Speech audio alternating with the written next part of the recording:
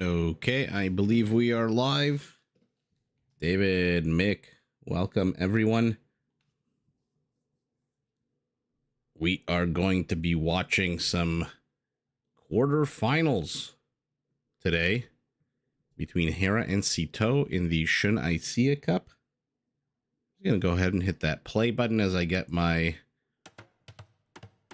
chat in line and all that good stuff. Game number 1. Sito playing as the Japanese in red. Hera, 2 bushes. Tell me that he is the Gurjaras in blue.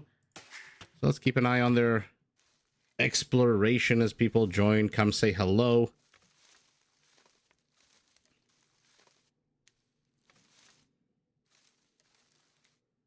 And I'm trying to load my chat. How's everyone doing tonight? If you're watching this after the fact, as always, please feel free to skip right past this part where I set everything up and dive right into the gameplay.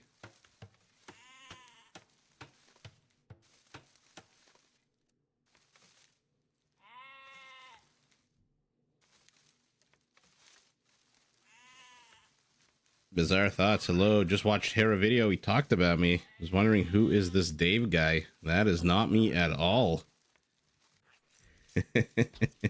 Bula, hello. Thanks for joining so late at night. So, a classic infantry civilization with an amazing archer line takes on a civilization that has 2 counter units against both infantry and archer line units. So we'll see how Sito decides to play this. Dude, hello. And the only Dave here is David Hill. Or David Nile. My vision is getting, as vision does when you get older. Let's take a look at their starting positions, because the attack distance between the bases is pretty open and pretty short. So for our Japanese, gold and stone to the rear, extra gold bottom, extra gold top, extra stone off campus as well. Forward position completely open, and berries very exposed here for our Japanese in red. Hera, for his part, also primary gold and stone to the rear. Also stone in the forward position, extra gold to the bottom, extra gold to the top, where his berries also to the front. And by the way, north open, west open, south open. These are very open bases here. How many herdables has he already discovered? 8, and they are all in the mill. Auto-generating food as the Gurjaras do. So what do we think? Sito's gonna have to take a dominant, aggressive approach, I think, to this game. Otherwise, Hera is... If he can get into mid to late castle, Hera's counter units are just gonna start kicking in big time. For now, though, all of that is neither here nor there.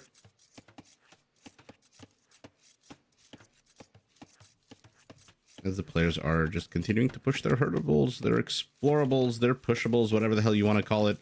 Sour little location here for these deer. We know the deer are so stubborn already. Now they have to go all the way around a forest. But I'm assuming Hera's not going to have too hard of a time with these deer.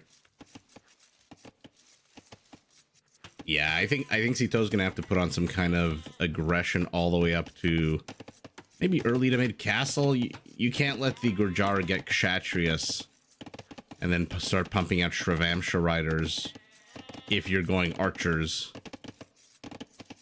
Although a tower push might be interesting here against the Gurjaras. We'll see how our Japanese decides to play it. For now, both of them are heading up to the next age. Sito literally only 1 second behind his opponent. It looks like he may have skipped Loom, whereas Hera got Loom. Yeah. I'm wondering if Loom is just going to get queued up immediately after Feudal Age. Sito's discovered where his opponent's base is. Hera has not quite yet gone out onto the map. See, I would have also guessed kind of in this location, but he sees the patch of 3 gold instead of the patch of 4, and so he knows he's not in the right direction and immediately I mean, this is just game sense that you get after playing hours and hours and hours of games. Nacho, hello, hello.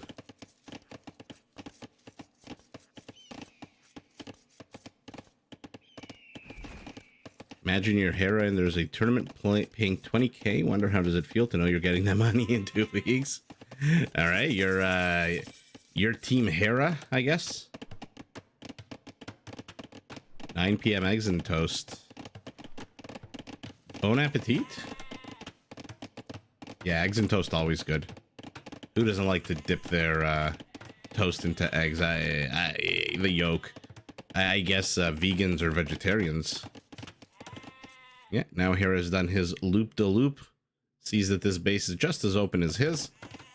Also sees these 3 units in the rear of his base, but begins walling it off immediately.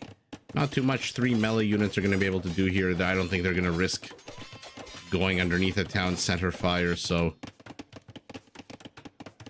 For now, a little bit of HP reduced over here, a little bit of HP reduced over there. Hera chasing a little bit too far. Gets shooed away. Camel Scout.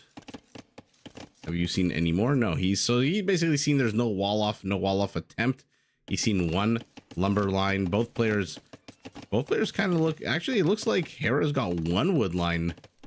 This is a weird spawn for him. He has 1 forest in the 5 o'clock position, where Sito's got 1 in the 12 and 1 in the 8 or 7. That's kind of weird.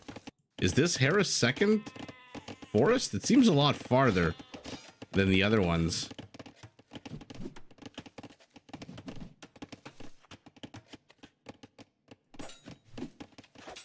Oh, Mick, doom scrolling is the worst. What an absolute waste of time. It's for me, doom scrolling is like eating McDonald's. It feels really amazing while you're doing it. You feel nice. You're getting that adrenaline endorphin rush. But the second it's done, within 2 or 3 seconds, you're like, shit, this was a huge mistake. First kill of the game going to Sito here as Hera's Spearman pushes a little bit too far into neutral territory.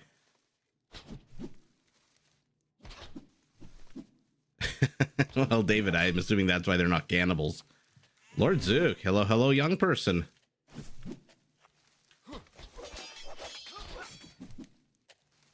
You have toast with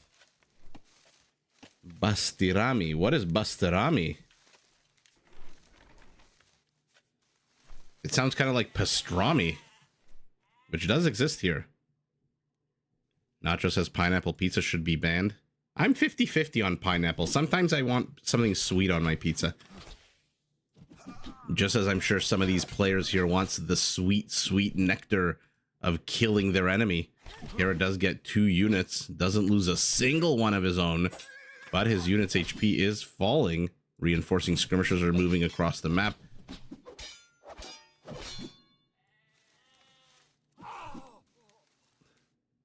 Lord Zook, you're 33. You're not exactly a young sapling, my friend. At 33. Hot honey on pizza is the best.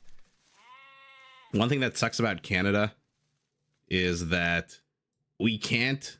So we have access to American television and American YouTube channels and stuff like that. So we see all the reviews and all the delicious foods that come out of the US.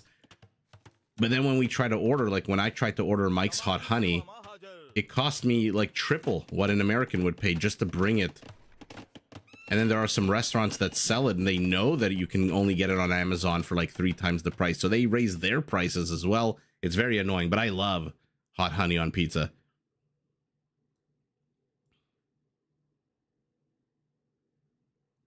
Coco Bungo. Hello there, friend. This match is the right choice. I could reach you in time. The streaming has just begun. Oh, yeah. It has just begun, although Hera already has 4 kills to 1, as we saw him yesterday. Taking the kill lead early on. And again, I mean, is this something that pro players are starting to do? Is this like a tournament thing that they're starting to create these little tiny isolated islands as opposed to going to the edge of the map? Because he can just build a wall here or this way diagonally and then here as well. We know pro players are they're not scared of walling off. So I really do wonder why some of them decide to take this kind of jelly bean approach of creating a self-contained island.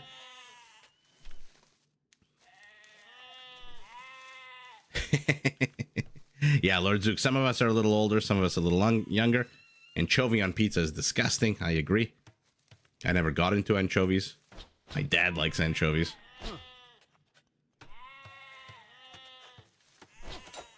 Oh yeah, Bizarre thought the Pizza Hut buffet right before night school. 2 times a week, Tuesdays and Thursdays. Oh, 2 hours of just pizza and Coca-Cola. I'm trying to remember the price. I don't remember how much it cost, but it was probably, if it was around today, it would be like 10 times the price. Jelly bean base looks more like what you learn in history. Yeah, it looks like the what's that famous castle in France that's like in the middle of a beach on the water that everyone wants to go to on Instagram? Saint Michel or something. Casfa does that.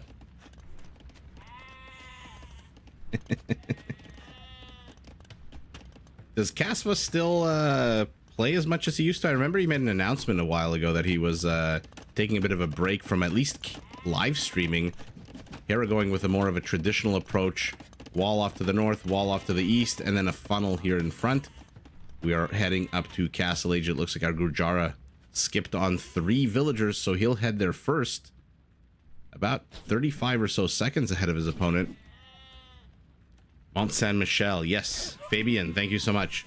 That's what it always reminds me of, these self-enclosed little bases that the players build for themselves.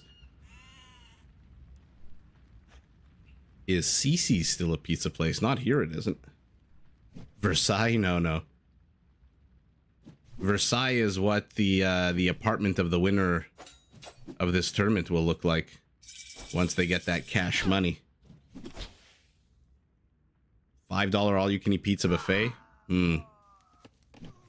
Sounds even too good to be true for like 1997, if you can believe it. Okay, our Gurjara is engaging into these palisade walls instead of trying to repair them because there are ranged units here.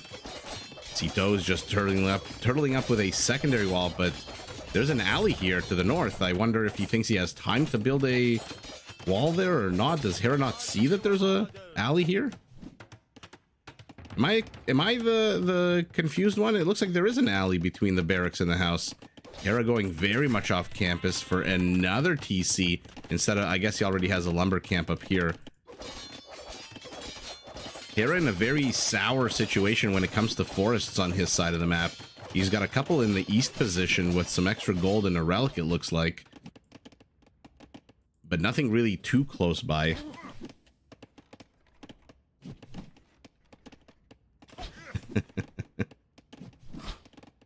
See, for me, drinking Coke while eating pizza, it makes my stomach feel more stuffed. Norway consumes the most pizza in the world. Really?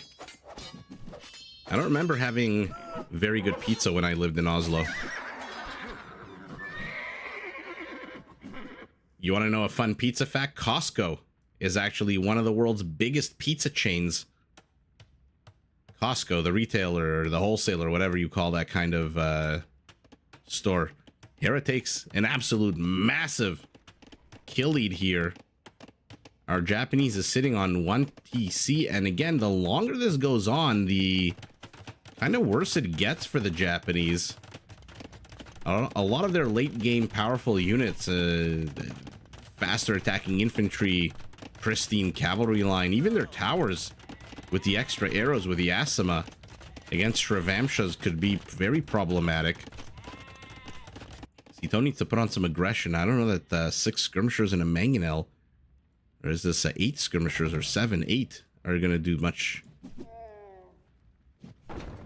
Luckily for him, this camel has absolutely no armor. Unluckily for him, the mangonel decided to fire, revealing to Hera that there's a mangonel on the way. Abdullah, hello, hello.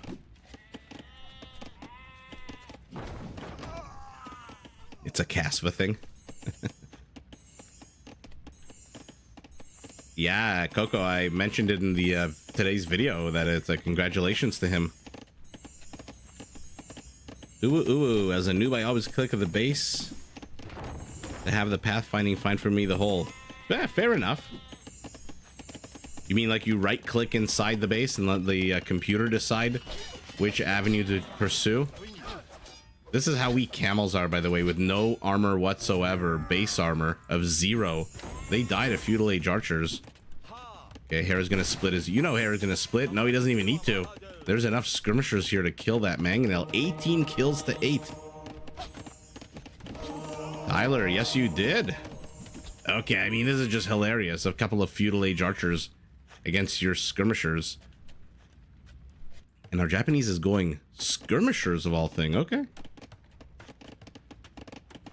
Oh, Anthony, I hope I get you nice and drunk tonight. Saying sour is something I developed in my casino days.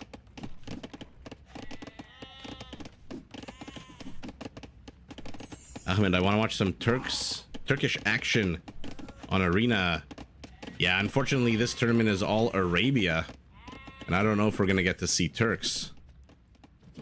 Although I did post a video with Survivalist and taking on a Turk, and the Turkish player played really well. I should say the player who played the Turks. I don't know if he's Turkish or not.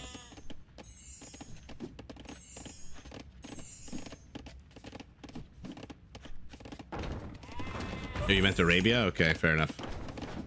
A lot of food that used to be for, like, what the Italians call cucina pobre are now popular. You know, chicken wings? Which for like 8 chicken wings now cost something ridiculous in Canada, like $20 for 8 freaking chicken wings. Used to be garbage until some genius said, hey, wait a second, don't throw out your garbage. Give it to me. And I'll put a bunch of sugary sauces on it and I'll sell it. And thus was born the chicken wing craze. But enough about chicken wings. 28 minutes into the game, Hera has taken a massive villager lead. 22 villagers, 3 army count.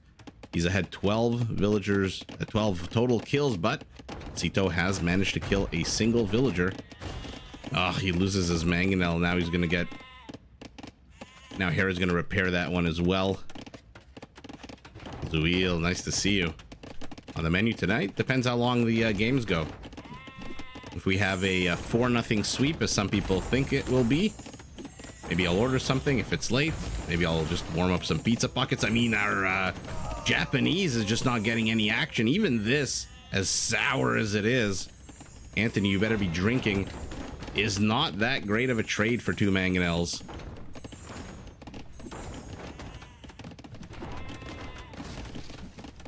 I love that our Japanese is putting on the aggression, but this aggression should have been put on maybe 5 minutes earlier than it was.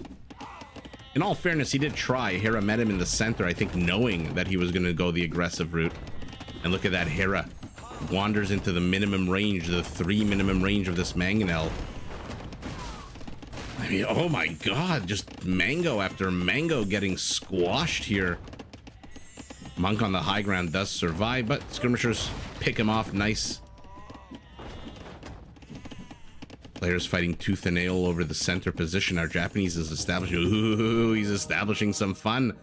He is going to slam into this army. I mean, light cavalry units will counter all of this. I don't even think you need to wait for bloodlines. Get the show on the road and go straight for those monks.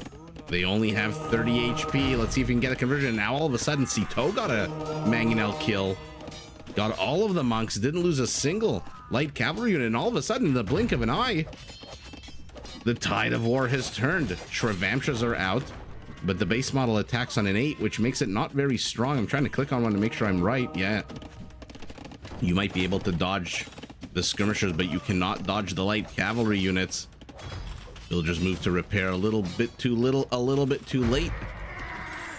Does lose... Looks like 1 light cavalry unit, maybe not.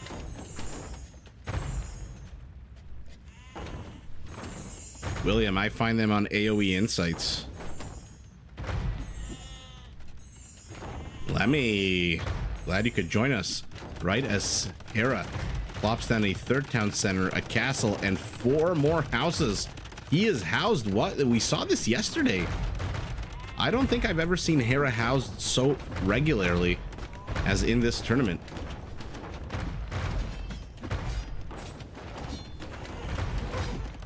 Going after the Mangonel, of course he is. Now Hera's getting bloodlines for the Shrivamshas. They are at a +1/+2. So a little bit better upgraded than the light cap, but honestly, I don't remember seeing Kshatriyas just because the castle just went up. These guys cost 70 food if I'm not mistaken. And then on top of that, there's a gold cost as well. So if you can trade out light cavalry for Shrivamshas, and let's compare the stats because I don't think they're that dissimilar. 80 HP to 75, 7 attack to 8, 2 armor to 2 armor, movement speed a little bit faster Shrivamsha, attack speed, oh, much slower, I think. Oh no, never mind.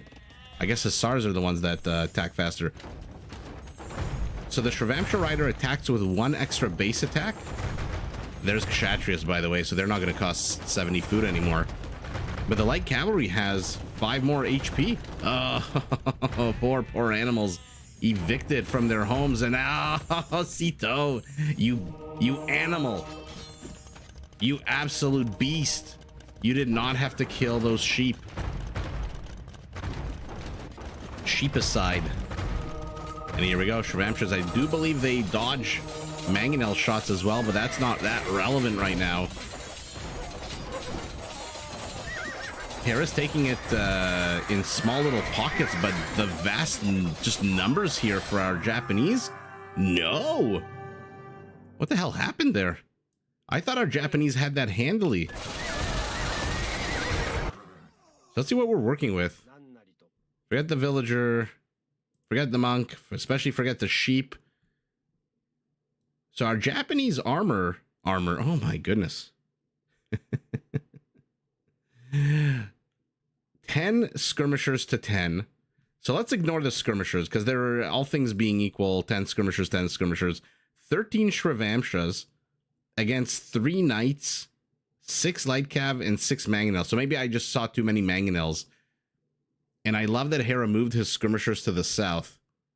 Let's see how this battle unfolds in slow motion. Because the mangonels are firing on the town center, which to be fair is fine. And the skirmishers are not engaged at all. So the Japanese skirmishers are firing, but they're firing on Shrivamshas. In the meantime, Shrivamshas have closed on this Japanese army to the north. They're fighting the skirmishers, probably not the greatest immediate use. And at this point, I thought our Japanese had the better army. Let's ignore the dead unit, the sheep. Somehow Hera found 2 spearmen to throw into this army. So all the mangonels are dead but 1. 4 light cav. The 3 knights are still alive, but now there's 14 Shrivamshas. So defender's advantage in action, basically. Oh, and a third one being sent here as well.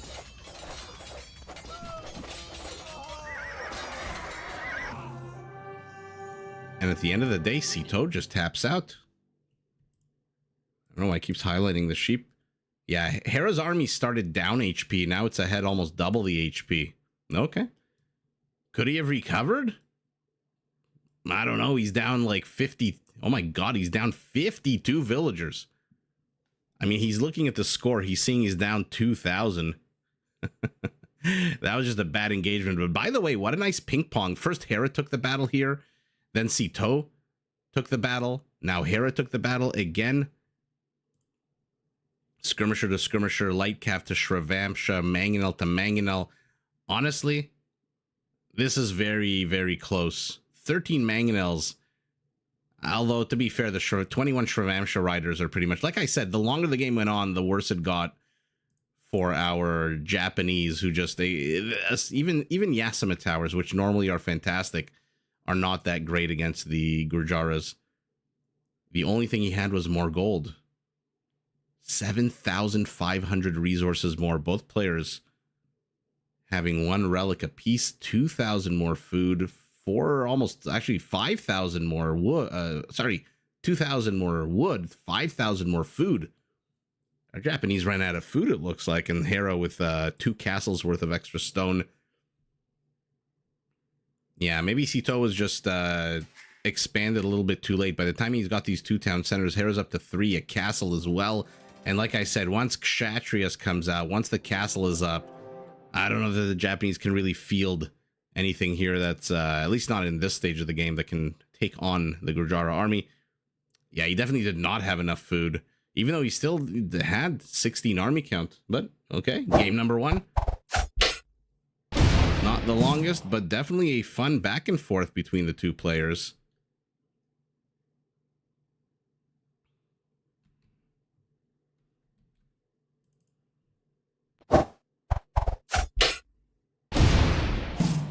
And game number 2 finds us, you got it, on Arabia. Hera playing as the Britons. By the way, I'm going to pause this, and sorry to be annoying, but I always love doing this. Look at the line of sight on a Chinese town center. Usually they also find the forests. In this case, they haven't, even though it looks like there is some trees here. Or maybe, no, sorry, that looks like stone maybe. But look, you see your gold, you see your berries, and now that you know the berries are here, you know that the boar is somewhere nearby, because they're always near the berries. But what a ridiculous line of sight on the Chinese town center. Chinese versus Britons. I'm very curious to see what TC idle time Sito has. He researched Loom.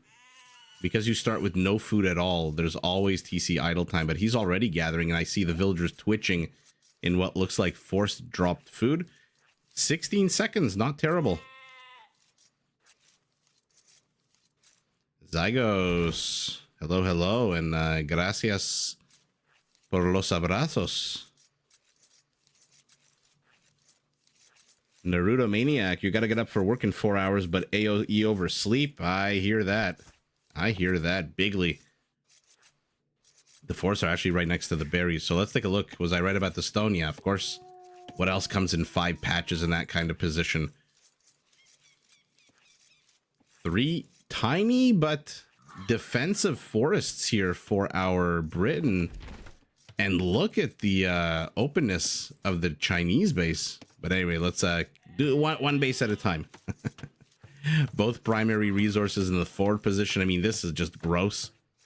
Annoyingly placed on the wrong side of a hill. Extra gold to the front, extra gold to the back, stone to the back as well. And our Britain, does he have any forests? Yeah, he's got 4 forests nearby. Forget this. 23,000 wood. Let's take a look at Sito's base. Primary gold to the rear, primary stone in the front. So a better base for Sito with the gold secure to the back. Forests are, though, completely unhelpful. This is not... I mean, we saw him wall a little tiny San Michel earlier. Now I don't know what he's going to do with this kind of base. Probably going to have to go for a very long wall off. Extra gold and stone like Hera to the north. And where's this 3rd patch of gold here to the front as well? Okay. Berries exposed, but not terrible. Berries to the rear for Hera. Yeah, Hera with Britain's 1v1 will be fun to watch. You vaguely remember him saying they're not that great? All right. Maybe he's trying out some kind of build order or something.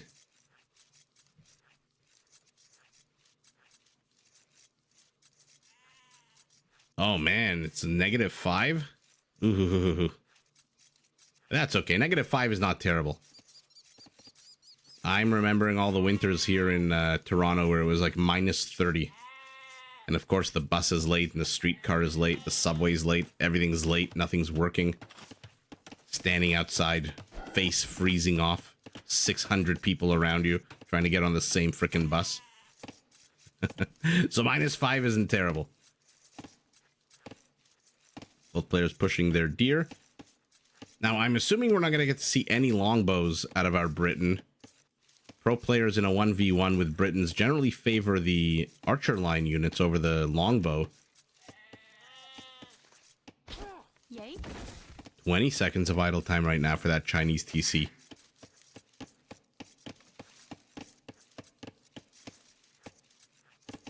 Yeah.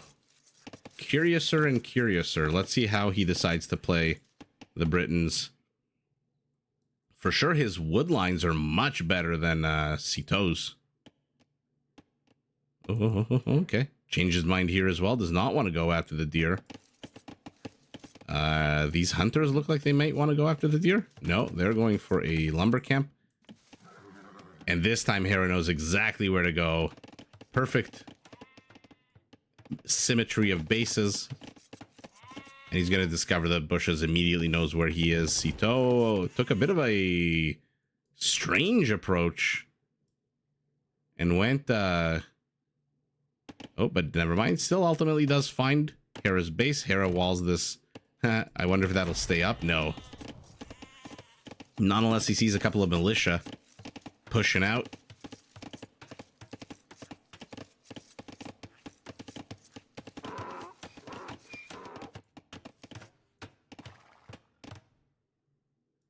Ooh. Oh. I thought that may have been a feint, but no. He just wants to relocate. Oh, I guess he realized... No, yeah. If he placed the barracks where he did, the villager would be trapped. And so Hera, with an uncharacteristic misplacement of a structure, not something I can't say I've seen in higher Elo games. Hera does hit feudal age first, immediately loom, immediately double bit axe. Our Chinese players we saw immediately got loom as well, and Hera's gonna see this structure and know that it is a ranged war, at least at this early stage of the game.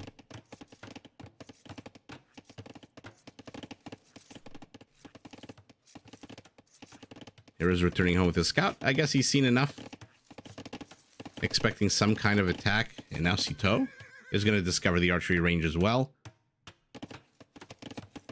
So good scouting from both players. No secondary structures just yet. Horse collar for our Chinese. In all fairness, their technologies are cheaper. I'm not too sure they're cheap enough that you should be prioritizing them. I'm sure Spirit of the Law would know a lot better than me when exactly to get horse collar if you're the Chinese. And here we go, another oddly shaped base here. This time going to Hera, who, okay, again. All of this wood, you could have just extended it this way. Has he seen the forest down here? He has. Okay. Now it's Sito, so we've got ourselves a topsy-turvy situation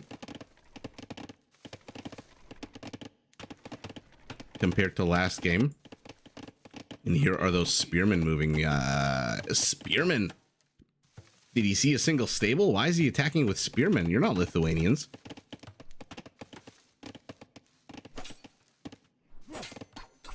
Does he think that he can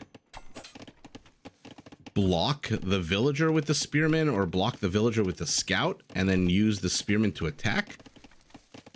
Or are they here just to delay and take on this spearman? Because you saw an archery range, so the second you show your spearman hand, you know your opponent's gonna double down on skirmishers.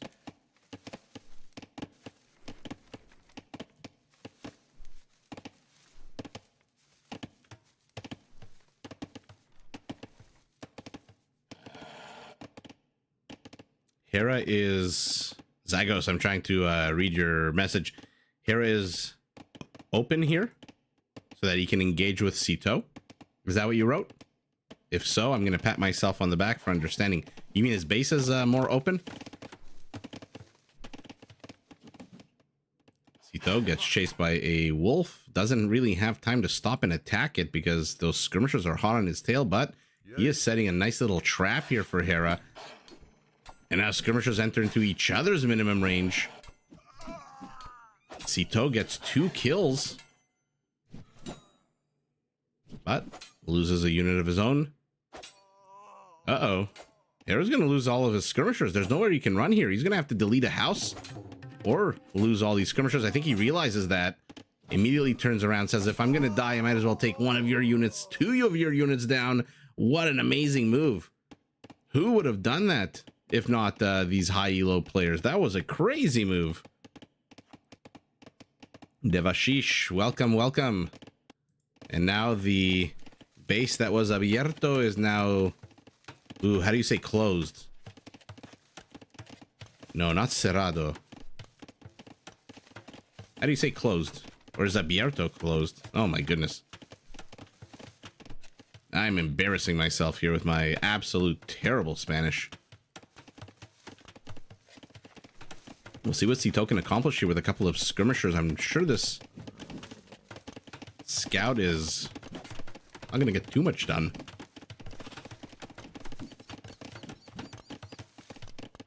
And Sito has walled himself in. Secondary wall off here to the right, does not want to have to defend that. Villager response force is available here. So Hera's getting pressed into in the feudal age. Sito is ahead 3 villagers. Cerrado, that's what I thought.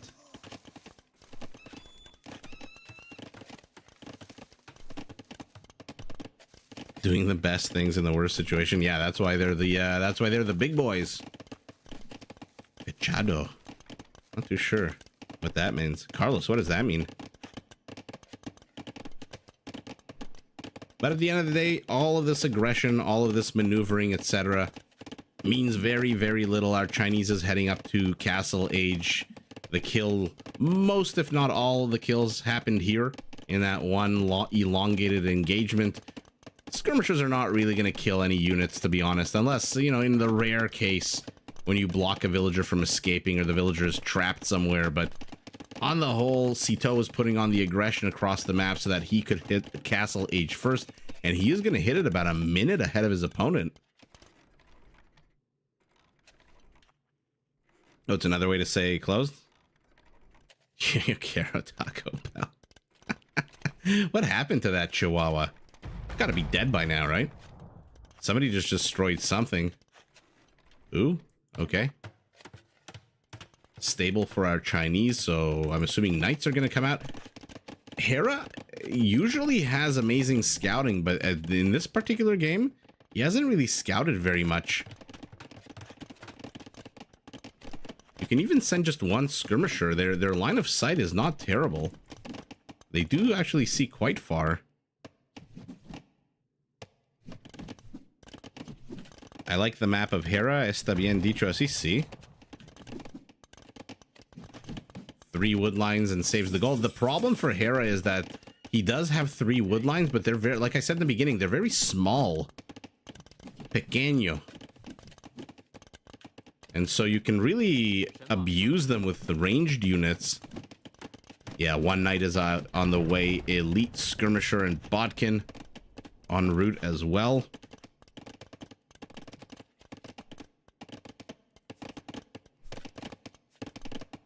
The villager's trying to get to the palisade, and the mob blocks her, and now she can't really build anything. Okay, emergency house, but it only has 37 HP. Hera cancel. Hera cancel this house. Get what little wood you can back. Ouch, that was very sour, Hera. That villager should have had that palisade up completely. Instead, she gets it up to all what, like 15%? Because she was body surfing along those skirmishers. Oh, and now Hera's gonna have to contend with knights. He does have 2 spearmen, but 2 spearmen are gonna die super quickly to these skirmishers. Yeah, look at that, one-shotting them. One-shotting them, and now the knights are uncontested. Except for, where are you, Mr. Monk? Where the hell's the monk? Oh, he's still training. Sorry, my bad. Second town center will shoo away the knights. They cannot engage underneath, even with extra armor at the moment. There's absolutely no way they can engage underneath the TC. Question is, will he pop out his monk immediately? Yeah, he does. Oh, now they're trapped for a second. You gonna go after the monk? No. Okay, so Sito now pulls a Hera. Look at that. This is exactly the situation in reverse from last game. It's Sito who has 19 kills to 9. What was it last game? 18 to 8?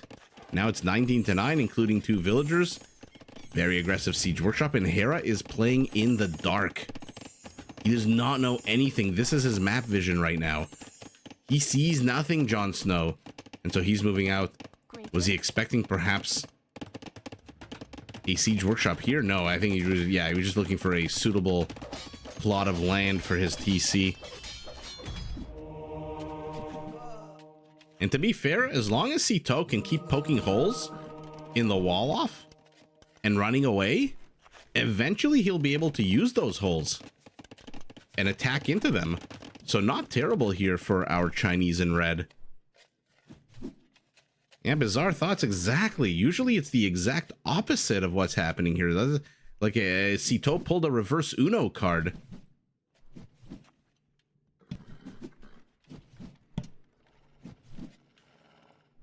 Okay, might lose a few skirmishers here. Not the end of the world, since the bombardment is about to begin on this side of the map with a mangonel coming out. Oh, and Sito has discovered the TC here. The vision for our Chinese is fantastic. He sees everything. Unless Hera goes bottom and up or far left, there is nothing that Sito can't see right now.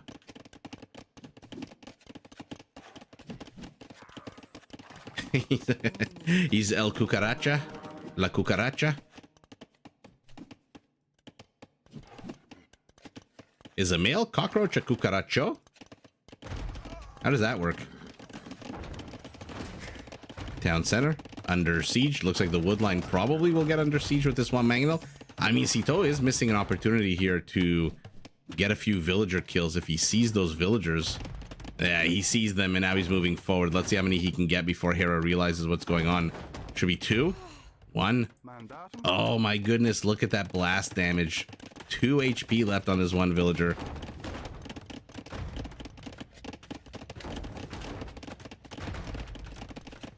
Okay, Hera's responding with his own. This is where control of the wood lines becomes very important. And Sito, if he lames this wood line, this... I mean, he's already kind of laming this one, but he's not really laming it too well. He might actually starve the Britain of Wood. And starving the Britain of Wood is like, I don't know what, starving the Turks of Gold or starving the Magyars of food. It's just not great. I love that Hera is realizing these mangonels are not firing back, so he's using every single opportunity here to just fire on them. And oh my god, only Hera can get a mangonel on the high ground with a small clump of skirmishers.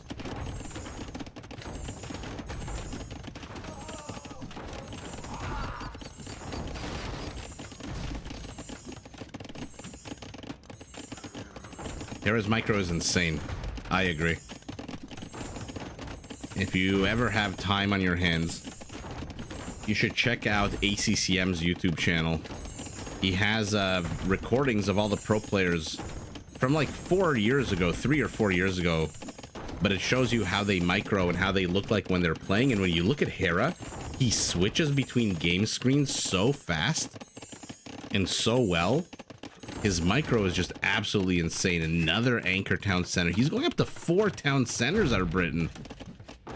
Fair enough, you have a 50% wood discount, but that's a lot of stone.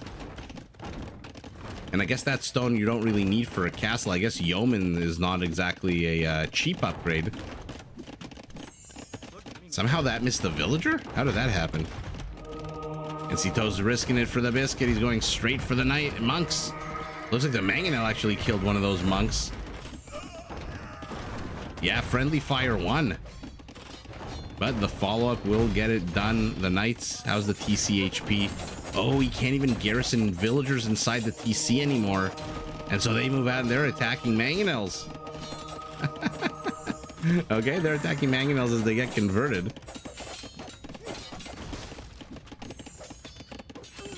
You think Hera's gonna get the upper hand soon? He's losing a lot. He's got basically skirmishers and a single monk.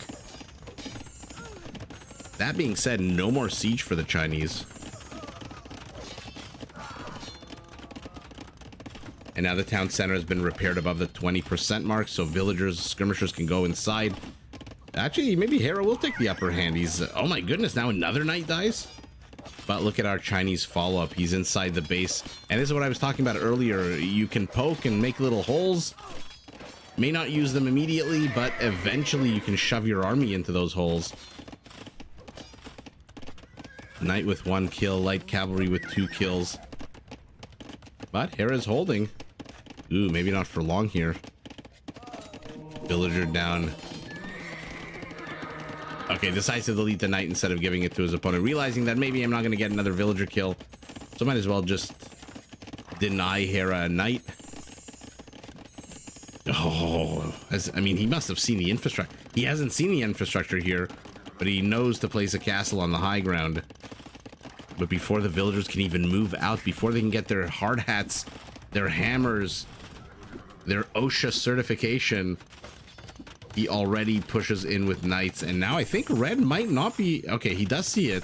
Oh, okay, the monastery. I was going to say houses generally don't have that great vision, but the skirmishers, the light cav, and the monastery sure do.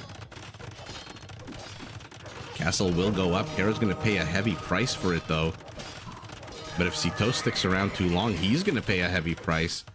Odd that Hera would retreat south. I would have assumed he would have continued going north to draw the knights into castle fire.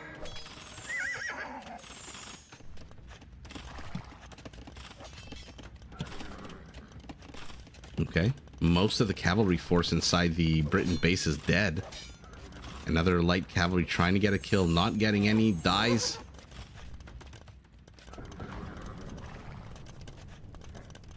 Hera does not have husbandry, so will not be able to catch up to the Chinese knights that do. And our Chinese is heading up to Imperial a minute ahead of Hera. That being said, he doesn't have any castles and he has no forward infrastructure, so what will he do with that minute? He's got 7 villagers on stone. Chinese economy, even though it's 3 TCs to 4, is ahead by about 22 villagers. Army counts are basically identical, although one player very heavy on the skirmishers, one player on the knights. And of course, I opened my big fat mouth. Of course, I had to run my mouth and say we're not going to get to see longbows this game. And immediately, what does Hera do? He trains longbows. Skiamin, hello, hello. Lechuga, hello. Muro, hello as well. Yeah, Hera's down. I mean, he lost 22 villagers, which is what he's down in villager count.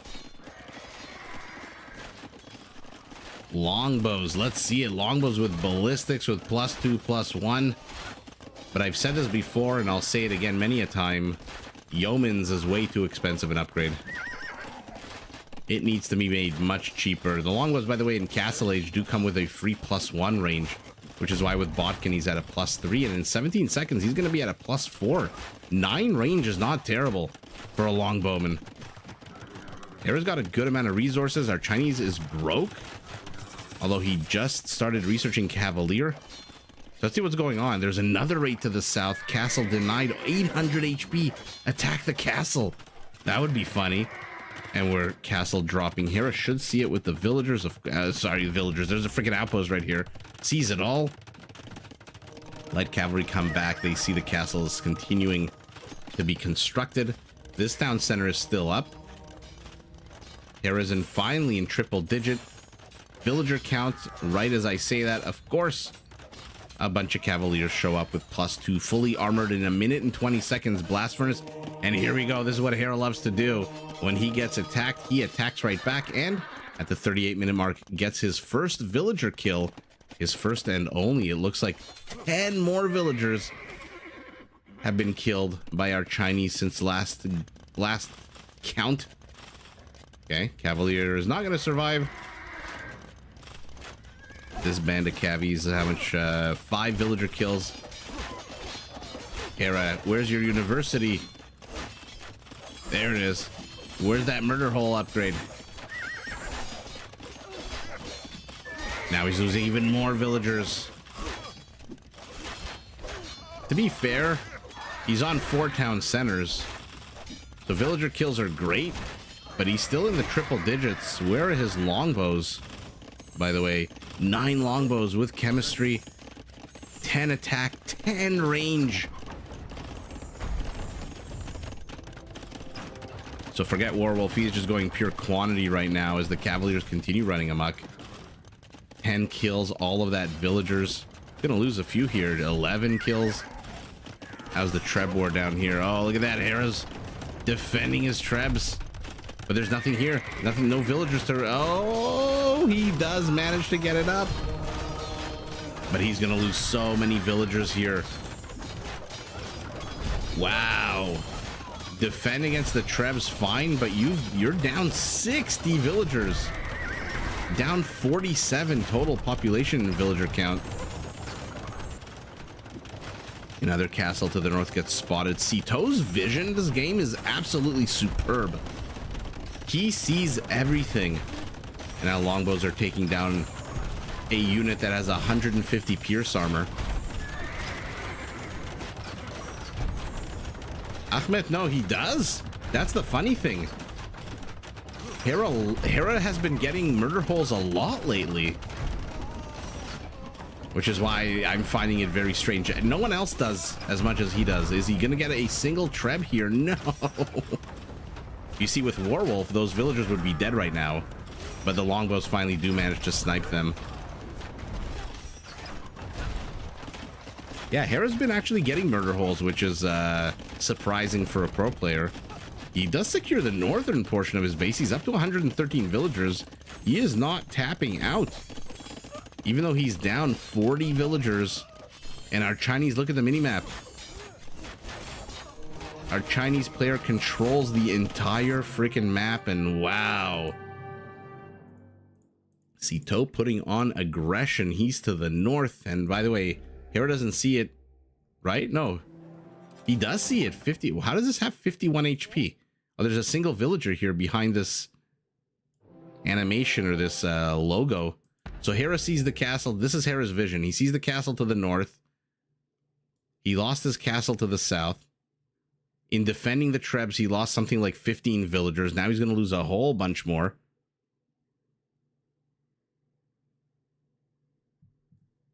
Here actually there's a whole video about getting murder holes on in Imperial. Well, I credit myself with that kind of video because I've been yelling murder holes, murder holes, murder holes ever since I started this channel a year and a half ago. And I'm glad that some people are listening. Although, of course, I'm just joking. I don't think Hera listens to anything I say. Nor should he. Cavaliers, skirmishers, and light cav, skirmishers, longbowmen, and a monk. Hera usual peak APM 16-minute mark, 1 minute mark for our Chinese. And yeah, look at that, 12,500 more resources going to Sito, 5,000 more wood, and against the Britons, this is not great. 5,000 more food, 3,000 more gold, and Hera does manage to get more stone, which means more longbows, but longbows are great unless you lost a huge number of villagers. 6 conversions to 2. Raisings are identical. How many did he lose? Vills did he lose at the end? 66 to 7. 116 kills to 93. So Hera got more military kills, but Sito gets more villager kills in a super fun game number 2. And again, I wonder if Hera had just extended his base to the edge of the world, would Sito have been able to access this rear part? I don't know why they make these bean-shaped enclaves. Maybe because the forests are so far away? I mean, Sito had the same problem. He didn't go that route. By the way, his base, completely open. Although the Britons don't get hussars, so Hera's rating may not have been up to his standard. In any event, game number 2. Going to our Chinese.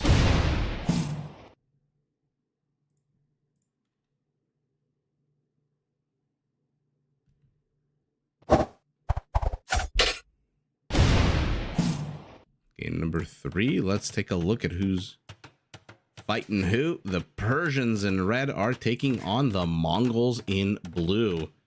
Okay. This should be a fun game. Cavalry civilization versus the just general mounted civilization that is the absolute bonkersness that is the Mongols. And Sito is heading straight for his opponent's base. Is this a resource lame? Is this a town center push? He is heading straight for Hera's base. And the bases, again, like last map, are perfectly symmetrical. 3 o'clock position, 9 o'clock position. It's an elephant lame. He does not want those faster Mongol hunters getting the upper hand. Sito is really putting on some fun, fancy maneuvers. This is such a delicate maneuver, by the way. You can't be too slow or the elephant kills you. And if you're not familiar with elephants and boars and rhinos and javelinas, they all come with crazy attack bonuses. +3 against cavalry. So it already attacks on a 7, 10 damage to this scout if he gets caught out. Or if you go too fast, then the elephant loses interest, and assuming there's no other animals in the vicinity, will F off. So you have to be very careful when you pull these animals. So I guess laming is very much allowed in this tournament. What a beautiful move out of Sito. He's got one of his own elephants. Is he going to pull his third now? Or is he just going to leave his scout here, assuming maybe Hera is going to try to do the same thing to him? But Hera's still looking for his elephant. He must know, if it's not around the berries, that it has been stolen, poached, in contravention of the United Nations Treaty on Elephant Poaching and Ivory Trade. Osama, I don't know why, but maybe Hera will win. Are you talking about this new game or the game before this? Oprichnik, welcome. Nice to see you again. Well, better that you spoil yourself than you soil yourself, but I'm ching. You thought this was live? No, this was played earlier today, I believe. 3 elephants is pretty damn good for the Persians. No, why did you start building that mill at the worst time? That is a lot of food for them. And more importantly, depriving your opponent of 400 food is crazy. War elephants in the Dark Age, yeah. If you can find a way to get the human being on top of them, I guess. Neon, good evening. How is Brazil tonight? Is it as cold as other Argentina? This game? Okay. Possible. You think you get a feeling he's going to win because he got his elephant stolen? Let's take a look at where the resources are. Hera, in the shape we all drew when we were 8 years old in our notebooks. To the north, primary gold, Sito, my bad. Primary gold to the north, primary stone very exposed to the front. Additional gold to the rear, additional stone to the rear, additional gold to the front. But what an open base. Luckily for him, he's got these forests, but what an ugly forest. I really don't like these late map spawns of late. I should say not late, of late. With these weird, I think I saw one here too. Yeah, what the hell is this? This is so gross. What are we on, Socotra? This is great for the Armenians and the Georgians. Everyone else is kind of ugh. But forward position of our Persian base very open. Our Mongol forward position, south position also very, very open. Primary gold exposed as the stone is for our Persian. Primary stone annoyingly on a hill, but safe to the back, as are 2 patches of gold. And I think I saw the 3rd stone as well. So Hera's got his resources, additional ones to the rear, which means he might want to start walling this off. Has he seen this forest? No, maybe he assumes these are 2 just straggler trees. So he doesn't know that there's a forest here that he can use to anchor a wall off.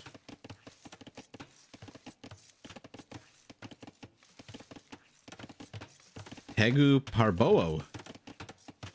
Hello, nice game. Thank you for the live casting. Thank you so much for chatting and saying hi. From Indonesia. Awesome. Good morning to you. I have never had elephant meat. I've had boar meat. I've had alligator. Those are the 2 craziest things I've ever eaten. Weather is crazy. Very hot during the day. Very cold at night. Neon, as I was reading that, I was thinking very much like the Arabian desert where we find ourselves. It looks like both players are discovering each other's base. Surprised that Hera didn't really engage into the scout more than he did. A few pokes and prods for free, basically. And Hera is not walling this off at all. So down 400 food. To be honest, if you were to freeze this game right now at the 10-minute mark of the game, did Hera suffer at all because of that elephant steal? Same villager population, same army count, same imperial. He's got 3 seconds of TC idle time. Did he actually suffer? We'll see as the game goes on, but right now, I'm not too sure.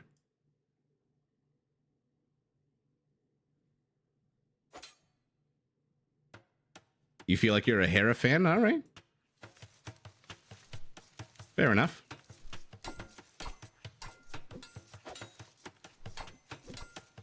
Freezing here. I suffer in the morning when I have to start up my bike, reschedule my jobs. When I was meeting clients in the winter and I was commuting at one point when I was starting my work as a young lawyer, I was commuting an hour and a half each way from my apartment to my job, because that's the job that was available at the time.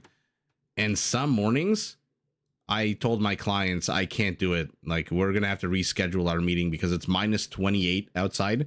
And I just can't stand and wait for a streetcar or a bus for half an hour in this weather. So we need to reschedule it. Yeah. So I know exactly how you feel. Captain Conundrum. Let's go Hera. All right. Okay, we've got a couple of Hera fans. You're from Egypt. We have the African desert. That's cool.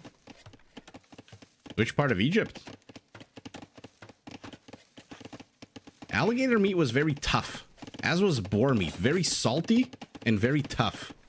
I did not like it. We have a restaurant in Toronto that sells hot dogs made out of different kinds of meat called Wurst. And that's where I had all of these crazy meats. But Nick Poradic, welcome to the chat. Coco Bungo, yeah, I know. I'm closing in on 10,000. I don't know if I'll do a tournament. I'll do something. I haven't decided exactly what I'll be doing. Maybe I'll get dressed up as like a Teutonic Knight and walk around Toronto. Just yelling, what are some things that Teutonic Knights yell when you click on them and you tell them to attack? Bereta. Or is that a villager? I always forget.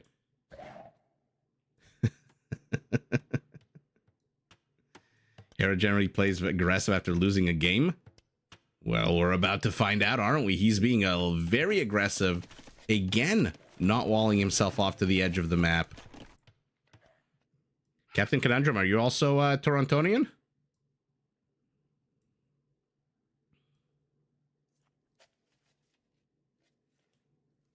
Oh, Prichnik, Buenos Aires. My parents were in Buenos Aires. They loved it. They told me that I absolutely have to go. First kill, going to Hera. Gonna get a few more of these kills if his scouts stick around.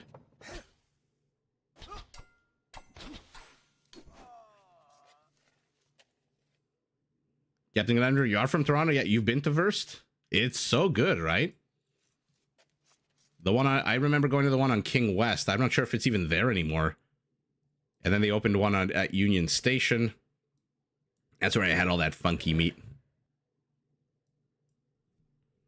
With the actual low speed of a Teutonic Knight. Coco Bungo, with my level of health and physical abilities, believe me, I will be walking even slower than a Teutonic Knight. Maybe I'll take a picture with Hera. No, he's in Argentina now.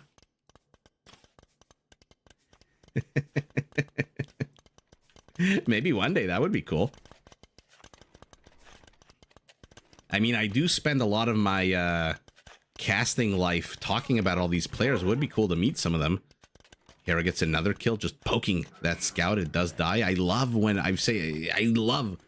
pro players know which units are weak and they pick them off like lions chasing zebra. A drunk Teutonic Knight. Although true, they actually, no, the Teutonic Knights would have been sober, no?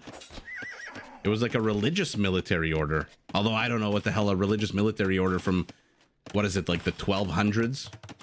I can't pretend to know. Yeah, my parents had an amazing time in Buenos Aires. They said the food was amazing. They said the city was great. Both players are heading up to Castle Age at almost the exact same time. So I ask again, did the loss of 400 food really affect Hera? And if it didn't, then what the hell? I feel like it should. He's only down 3 villagers. He's gonna hit Castle Age a few seconds ahead of his opponent. Age of Empires questions. The King West one is still open? Okay, good to know. Nice. He escaped from the high tax of Canada. Yeah, tell me about it. No matter what, says Hera's map is meh. Yeah, it's very open, very exposed. I'm not too sure a tower is really gonna push back the Persians. They're very much a cavalry civilization, although our Persian is going cav archers.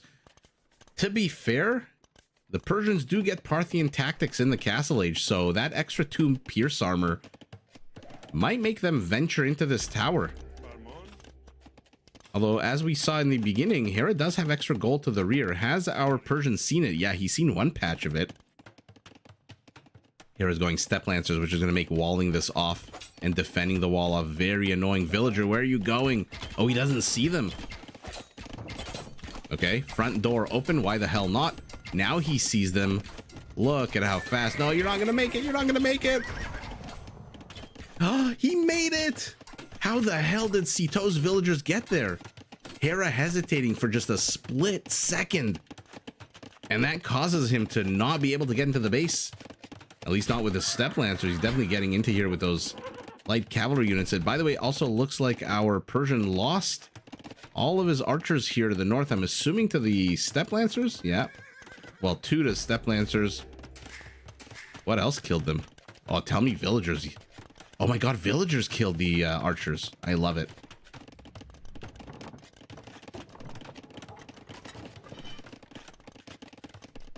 First place Hera, second place no one, third place the rest. Well, we'll see. I love, this is the Hera that I'm more used to, with getting all of the scouting and all of the vision. This is what he was not doing last game with the Britons. He was just sitting back home getting a little bit too comfortable. No armor whatsoever. Ballistics. This does cap out for the Persian, the cavalry archer play. We've seen it a lot. I think we saw it, if not yesterday, then 3 or 4 days ago. Cav archers in the Castle Age for the Persian with... Okay, I told you he would risk it. With Parthian tactics. But in Imperial, they're missing Bracer. Which means, I don't know, there's a lifespan to these guys. Okay, picking off villagers. Sito's gotten 5 villager kills. Oh no. Oh no. 8. Nah. Okay, went after the Step Lancer. Not bad. 9. Yeah. Osama, I'm so sorry. You thought Hera was gonna take it? Ouch. What a fantastic move to go cav archers and abuse. He saw that this base was open to the rear. He saw the base was open to the front. What an amazing unit to abuse the open base while he himself turtles up against the Step Lancer push. And the Step Lancers, 0 kills, 2 kills, which is those feudal age archers, and nothing else done. Nothing else accomplished. Did those scouts see the archery range? Yeah, they did. Okay, so he knows he's on 3 range, which means Hera should have probably put down a tower or 2 elsewhere as well. Hera just did not expect this. No, I agree. He did not expect Sito to risk it running through a tower. That's why I said towers are great in feudal age, but they are absolutely terrible in Castle Age at deterring opponents. Especially not with when your opponent goes Bloodlines Cav Archers, 70 HP. What the hell is a tower going to do with 70 HP? Nothing. Decent first units. Hera is always with his peak APM. This time at the very beginning of the game. Or sorry, Sito. Oh my goodness, Sito. Was this the elephant pull? Minute 34? Hera with his peak APM actually dipping below. I saw 200. I assumed it was Hera. No, Hera's actually below 200 for the first time. Resources 10% apart. It looks like wood and gold for our Persian. There's your Cav Archer. Food and stone. Although stone, who cares? Let's not count that. Food, basically. And the 9 villager kills prove way too much for our Mongol taps out, which means we get to see game number 4.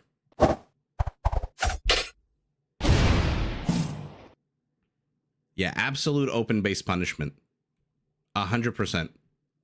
And which, by the way, requires scouting And that is exactly what Sito did. And that was absolutely fantastic out of him. All right, Sito as the Malians in red taking on the Mayans. Take a look at the right side of your screen. They're getting Loom because they start with an extra villager, which means they start the game housed. And so they're going for Loom.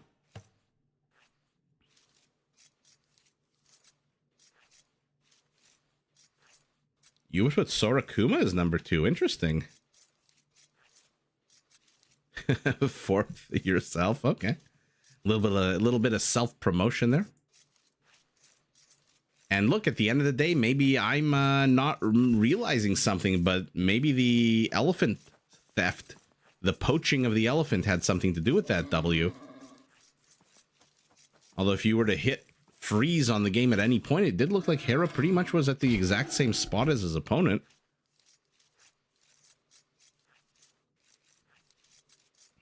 Yeah, Persian TC does work faster than any. That's why his long-term the economy will benefit. Maybe, and that's exactly why he was ahead villagers. And that's exactly why I'm wondering why, if losing 400 food with an elephant doesn't matter, then what the hell? Seems like it should matter a lot more than that. Maybe Hera is just way too good. So you went to wash your dishes and you missed it. You missed cavalry archers in the rear, sniping 9 villagers, and the loss of those 9 villagers precipitated an immediate GG. I mean, I know the elephant stealing made a difference, but I can't figure out exactly how, because Hera kept pace the entire game, even without the elephant. Maybe he needed to put more villagers on wood to get farms earlier. I'll have to rewatch the game, or maybe ask somebody like Red Phosphoru, who knows all about these kinds of situations. Primary gold for our Malian. Not really in the forward position, but exposed nonetheless. Stone to the back. Gobble Gobble discovers more Gobble Gobbles. Berries to the rear. 1, 2, 3 forests. One of them on the attack path. Extra gold, extra stone. Not a terrible base for our Malian. Not a terrible base. Hera. North completely open, east completely open. He's pushing his deer. Primary gold like Sito. Not really anywhere, kind of neutral, but exposed. Primary stone, unlike Sito, very much in the forward position. Does have extra stone to the back and extra gold very forward and very back. Oh, his forests. Okay, they protect them from the south. I guess if Sito wants to attack through the southern portion, he'll have some trouble. But let's see. Who do we think this matchup benefits? Probably the Malians, right?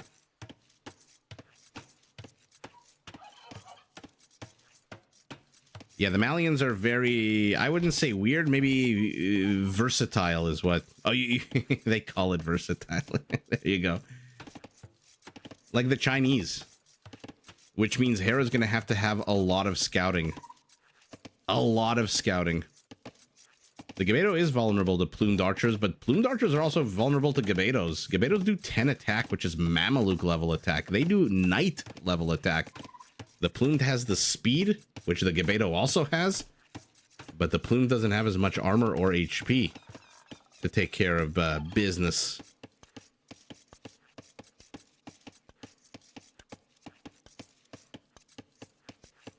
I mean, I'm just checking my chat to make sure I'm all caught up. For the first time ever, I don't think my chat is frozen.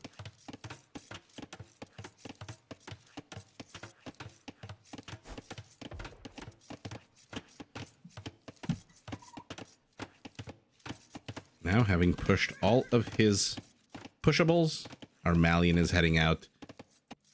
Because you like to think like Farimba Camels, Farimba Lightcap, Farimba Cavaliers, they're all amazing. But then you realize that the Mayans have 100 HP Eagle Warrior with attack bonuses against all those. Gabedo is ... versatile. Yeah, they do have Huelche Javeliners with the skirmishers that fire multiple javelins. Hera needs scouting badly this game. Whenever you're playing against any civilization that has a good chance to go multiple different kinds of attack avenues, you have to scout. You absolutely cannot be caught sleeping on the job. Whereas the Mayans, it's one of two. It's going to be archers, which are going to be cheaper, or eagle warriors. Although, watch me open my big mouth about eagle warriors or archers, and watch Hera convert a stable and start pumping out Shalot warriors. Actually, here's a question for the chat. If Hera converts a stable and trains a Shalot warrior, let's say he trains 10 of them. The number doesn't matter. He trains one. And then he hits Imperial. No, never mind. Never mind. Stupid question. My bad. I retract my question. Devashish, you're thinking of the Incas. I think with Andean Sling is the name of the upgrade for the Incas that removes the minimum range of the skirmishers. I think the Mayans still do get minimum range. No matter what. Oh, that's an interesting point. Isa Rahim. Isa Rahim. Exactly. I could literally say Hera is going to go left and he's going to pivot his eagle to the right. But now he's got those 10% cheaper archers, which the discounts will add up over time. They are moving out. Ooh. 2 archers are moving forward. The eagles, we'll see if they catch him.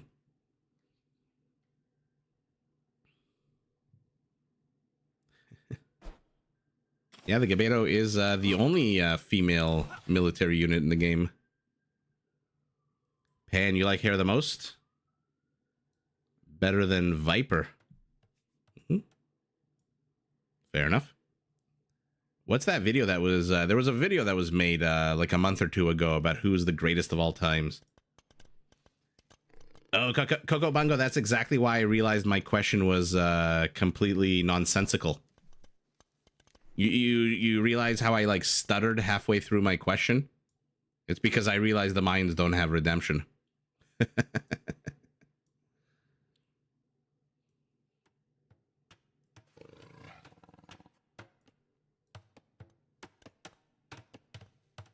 If Hera converts a stable, makes a Shalot, then Sito converts the Shalot and gets Farimba on that Shalot, that would just be absolutely epic.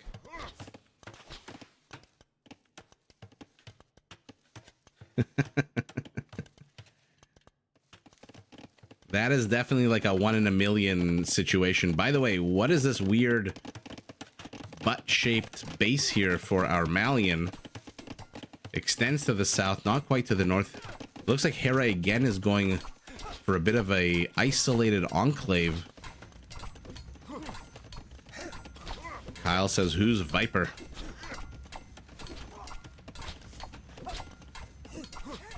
I mean, Sito's units are firing, but they're on the low ground. And they can't get too close because then the eagles will close.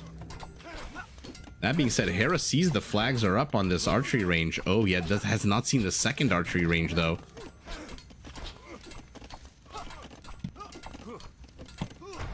There's also an interesting economic battle because the Malians drop off 10% more gold. The Mayan resources last 15% longer. And that's across all the resource type. Now it kind of looks like a heart, like a Valentine's Day heart on its side. Hera's in, but I'm not too sure he's going to get too much accomplished. Seeing the second archery range is a fantastic move. Don't worry, one day, try to make a smush with Persians. That would be proud. Yeah, the Viper's a new player. He's a new father who has just taken up this game as a hobby.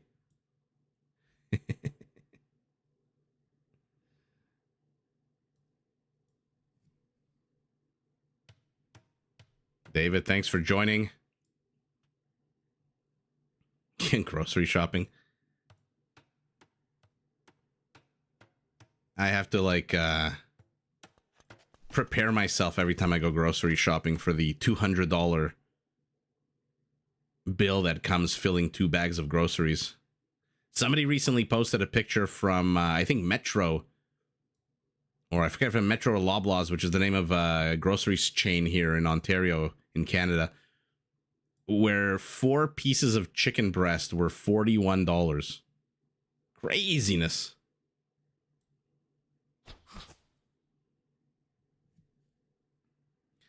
Why is the Eagle Warrior weak against cavalry? Well, number one, its attack right now is not very great in the feudal age. And number two, in the feudal age, it doesn't come with any bonuses. Their bonuses only kick in the castle age. So right now, you see camel, cavalry, ship, all of that. It only comes with monks and siege. The cavalry bonus really kicks in the castle and imperial age, which is when they become actually very good against cavalry. Maybe not against like paladins, but against most cavalry, the Eagle Warrior, and they only cost 50 gold and 25 food, which means you can mass them a lot more than you can mass most cavalry. And the Mayan one comes with 100 HP. So, pretty damn good against cavalry on the whole. Both players heading up to Castle Age. Our Malian is housed, which is not great. Not great. Does he not? Yeah, I don't think he realizes he's housed. Look at that skirmisher. It's not progressing. Okay, now, oh, that's so sour for Sito. Immediately 4 extra houses are being plopped down. That's like a unit or 2 that he couldn't trade. Maybe 2 or 4 actually waiting to be unhoused.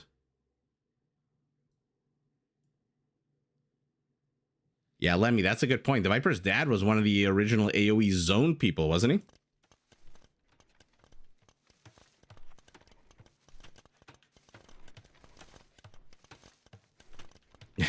David, thank you so much. Yeah, if you're watching this, first of all, if you're watching this and lurking in the background, drop us a hello, come chat, and number 2, hit that like button. Hera sending the weaker unit off to scout. He does this so well. He's gonna discover, will Sito, that there is a tower here. Now going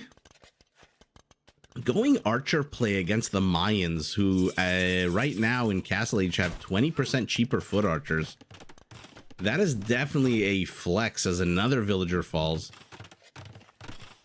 I mean, you're not gonna out infantry the Goth. You're not gonna, you know, out cavalry the Berbers or out hussar the Magyars. I don't think you're gonna out foot archer the Mayans either. Hera's going up to crossbows himself. 20 of them here to the 12, but they've brought some elite skirmishers. Might want to actually bring a few of these villagers forward. They're gonna die anyway. Might as well die attacking those skirmishers. And a scorpion pops out. Okay, this red army is very clumped. Scorpion could do some good damage here.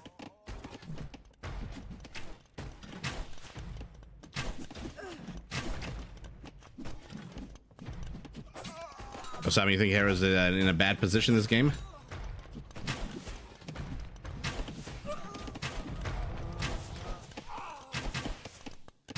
Coco Bungo, I don't think anything should be banned in this game. I'm like a what's the word I'm looking for? An anarchist. If the developers put it in the game, it should be playable. I'm one of those people that doesn't think the Saracen market strategy should be called abuse. Everything should be fair. Town center drops, elephant poaching, resource laming, anything and everything that's available to you in this game, because that's what real life is like. This isn't like the Enlightenment when there were like rules for wars and, you know, your army would line up here and my army would line up here and then we would start firing at each other. Yeah, it's not real life anymore. So I say all's fair in love and war. You want to go condottieri with the Goths? Feel free. By the way, that eagle, as much as I was talking him up, a big game, you see exactly, I say he's doing amazing scouting, and then he just stops. But by the way, now that we're in Castle Age, check this out. Cavalry +2, camel +1, ship, fishing ship. All the bonuses come out to play in Castle Age for these eagles. An incredibly versatile unit.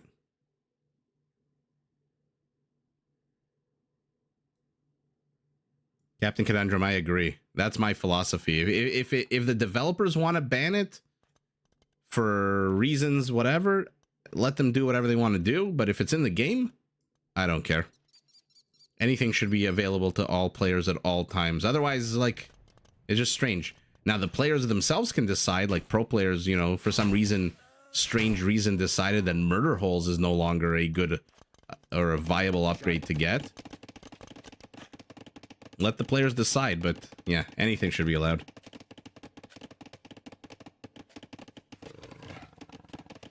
Devashish, you're from Gujarat, India. I had a friend in high school who spoke Gujarati. She was very cool. The combination was banned after Tato and Dao used it in the tournament. Well, like, then ban everything, right? Like,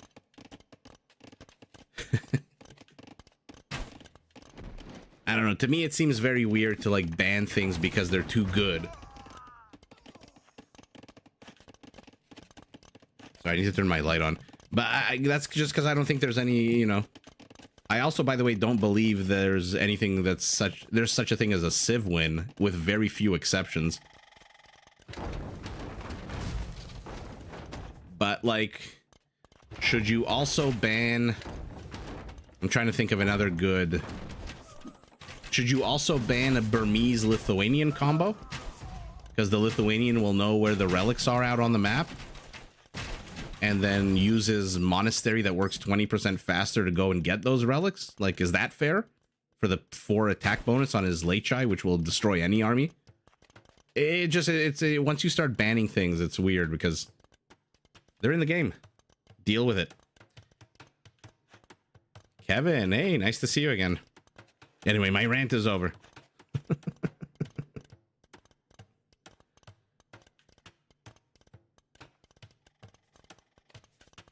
Things that are glitches, things that are bugs, or things that just get discovered to be counter to the mechanics of the game should be banned. Like, remember, like half a year ago, they discovered that if you dropped off a relic, you could get infinite relics and infinite gold. Devs don't ban, they nerf. Yeah, fair enough. By the way, we've got a bit of a Malian force here to the rear of the map, front of Hera's base. He's going after villagers again. And now they're on the high ground. They will start one-shotting these like nobody's business. But the more exciting situation developing here, a single Mayan Mangonel. A mono Mayan Mangonel on its own against 2 high ground Malian Mangonels. Hung Twister's now a 3rd enters the chat. Hera doesn't realize and loses his Mangonel. And now the Crossbows have to get the hell out of here. So he's retreating in the front. He's getting pressed into the rear. Will our Malian discover the TC? He will. And now he's going to start attacking the woodline. But we've got 2 defensive. I love that Hera stopped his Mango here. He doesn't know if Sito is going to go north or south. So he leaves the Mangonel kind of alone. Oh, but look at this. Now Sito is going to get sandwiched by Mangonels. Let's see it. Let's see it. First volley shit. Second volley shit. And now Sito's micro is going to be put to the test. To be honest, both of them are like, oh, he spread him and then converged at the immediately. Sito a little bit nervous with the fingers. Oh. Oh. Okay. Well, that was cool to see. Is this 3 tiles? This one's stuck on attack ground. This one's in the minimum range. And so the TC has to step in. Okay. Town Center gets its first kill of the game.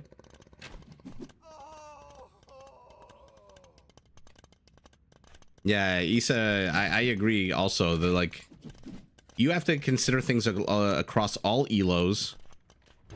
Remember when everyone wanted to ban the Flemish Revolution like a year ago?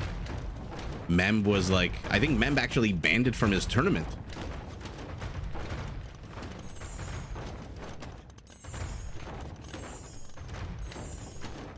Aaron, nice to catch you live again.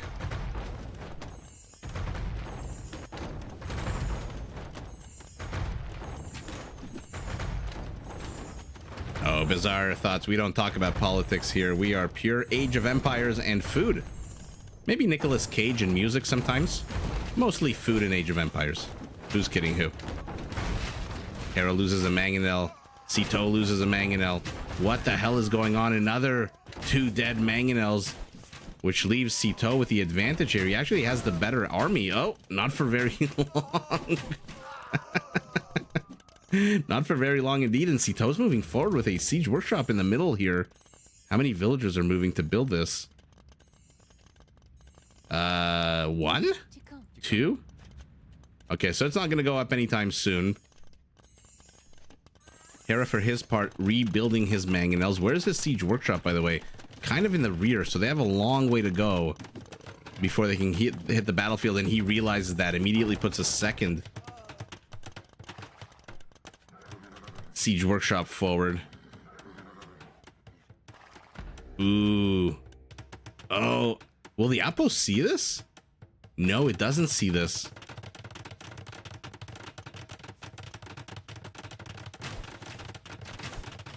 Oh no, the crossbow's attacking. Actually, wait, no. I got a little scared. When you attack your opponent in the darkness, your opponent will see. I mean, they're going to see it now that it's going to attack. Actually, now will the... I don't know why I'm stuttering so much. Yeah. You see, when you attack, there's a line of sight on the units that are attacking you. And so he saw that they were building something, and I'm assuming he can figure out that it's a castle. What else would you build here on the high ground? Our Malian also has the stone and plops a castle here. Ooh, trying to lame some of Hera's initial resources here. Hera takes a relic. This is going to be his first, I believe. Although there are only 3 relics left out on the map, so maybe a second.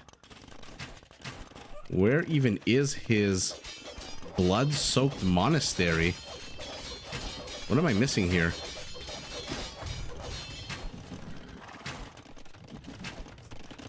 Did the monastery get destroyed?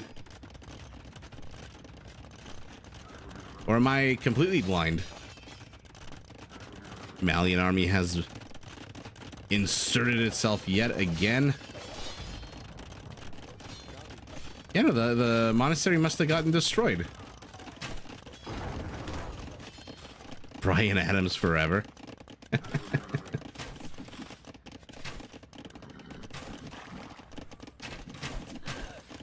Bungo, who's Giles? Oh no, oh no, oh no. The line of villagers, one after the other. Malian castle is up. Hera's gonna see it because it's firing down on him. Is that monk with the relic still there? Yeah.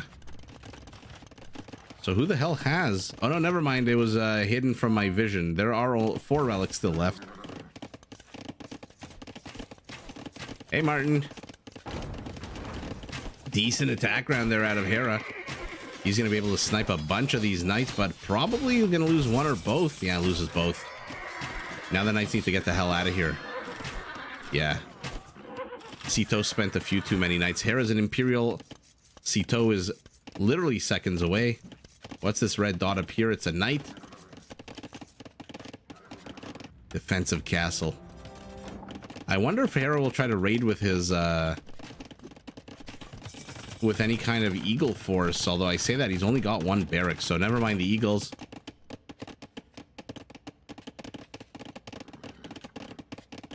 Oh, girls wouldn't fight us. Oh, you'd be surprised. Plenty of people like to talk about food and Age of Empires. There you go. I'll let you.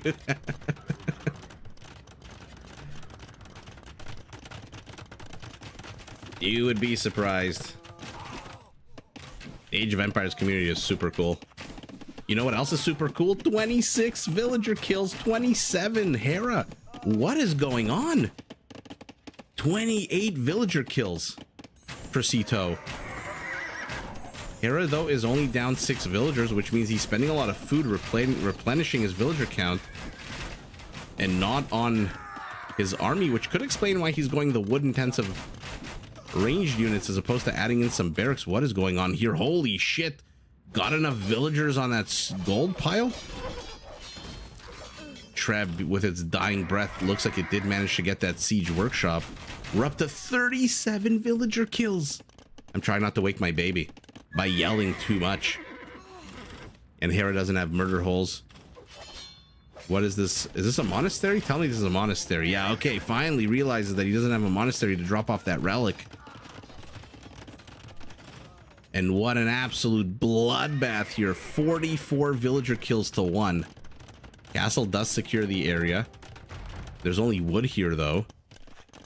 Does anyone have a Treb? No, it's actually, yeah, Armalian, but he's not revealing it just yet. It would be very exposed. 30% cheaper Arbalesters, fully upgradable, is a ridiculous discount. What's better than eating an AoE 2? Absolutely nothing. That is a very weird thing to say, but there you go. Rahul, I also thought he was going to go Eagles, and I guess he agrees. That's why I was looking at how many barracks there were. Eagles right now would absolutely do fantastic, mostly because the Malian base is completely exposed and open, and we know Hera loves to raid. Now he's getting armor upgrades for those Eagles. The problem for him, he doesn't have the gold for Eagles. And I don't think he upgraded from Scout to Warrior. It's not expensive, but from Warrior to Elite, it's pretty damn expensive. And remember, the Eagles do cost 50 gold each, so he has enough gold for 1 Eagle Warrior, another barracks, 8 villagers on gold, so he needs to secure this, which is why he's putting up a castle here. 100% needs to secure this. Kyle, I think the Eagle switch is the only answer here. Atlas, welcome. Yeah, Hera's down 2-1. Not something I thought. He might potentially be down 3-1 because 54 villager kills. I love it. Distract the Arbalesters with this Cavalier as this one kills the villagers. I mean, these moves out of both of these players are just freaking hilariously amazing and amazingly hilarious.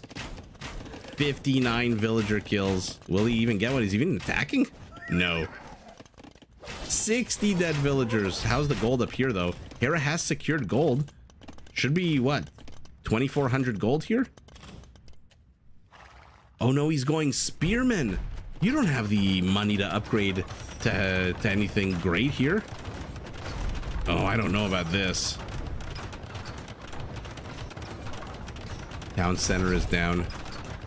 Both players have 1 relic apiece. I open my big mouth. Sito gets 3 all of a sudden. Populations, though, are identical. Sito is ahead huge in villager count. Hera is ahead huge in army count. Oh no, you packed them up at the worst time. 150 Pierce armor goes down to 8. Another run by attempted, another run by denied. I mean, Hera is pushing back. Now he's got pikemen. But pikemen are slow. And there's a gap in here that he might want to plug up.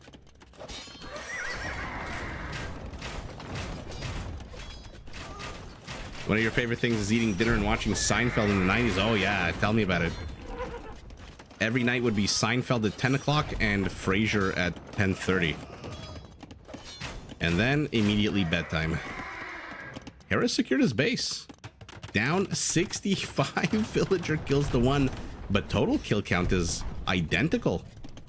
Another band of cavaliers. You think you're the Sicilians, or what's going on here? Why is he sacrificing all of these units? They do have Farimba, so they kill villagers lightning fast. Might as well stick to light cavalry. They do 14 attack with Farimba. Hera runs away, but now he's only got 5 villagers on this gold. And Sito is just non-stop stealing the gold. Hera's building an army here in the center. I'm assuming we're going to get to see some kind of push out of him at some point. Castle here as well. Why here? Just build a wall. You're the Mayans. You pay 50% off for your walls. Pikemen are now halberdiers. Somehow Hera managed to scrape together, or is it scrap together, 600 gold needed for the halberdier upgrade. And how many barracks are we working with now that he added a few more? 5 barracks. Not terrible. But again, just like last game, look at the map. It is all red. Weebra, hello, hello. Yeah, Hera needs to close his base immediately. Another run by. I hate that it's behind the castle, so we can't really see what's going on there. Hera's losing way too many villagers. Way too many villagers. Yeah, Weebra, Hera's the one down, right? Not something we expect to see. Hello, light cavalry with Farimba killing as many halves as they lost in light cavs. What is you, by the way? You've been building this for a while. What a weird location. Battering rams? Champions? Out of the Malians? Okay. Remember, Malian infantry does come with extra pierce armor starting in feudal age. Look at that Malian's pierce armor. 8 pierce armor. That is Teutonic Knight level pierce armor. But he's going to lose his trebs, and with the loss of the trebs will come the loss of the castle. Boom, boom, boom, boom. One more volley. Champ Scarls, yeah. Agent 333, yeah, exactly. Agent 333, is that a reference to Hitman? Or am I just making things up?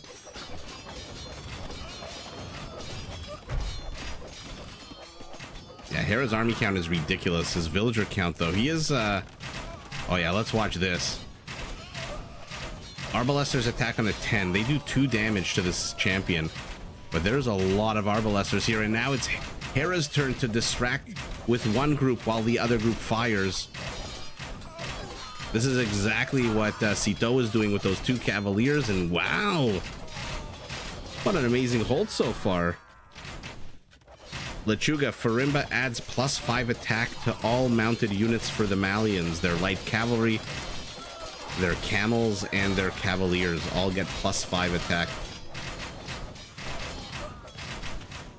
And after a bunch of poking, a bunch of prodding, a bunch of rear attacks, side attacks, we are going right into the center.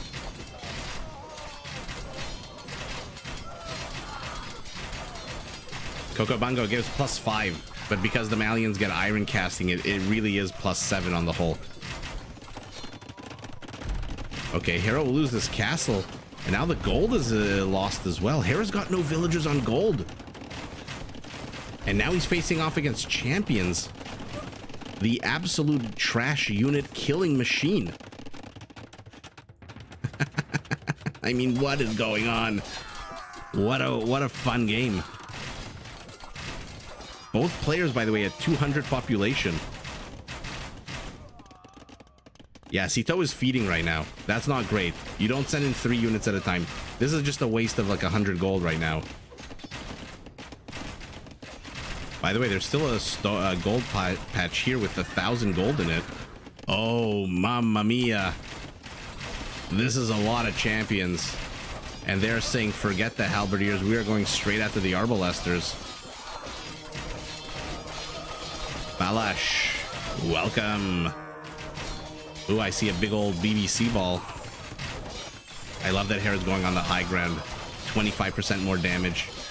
But the bombard cannon ball, does he not notice there's a bombard cannon here? He does. He snipes it. No villagers to repair. Ouch. And there's the power of the champions. This is why the Armenians with the freaking Ferders upgrade are just so ridiculous with 100 HP champions. Look at what a basic champion does with that extra pierce armor.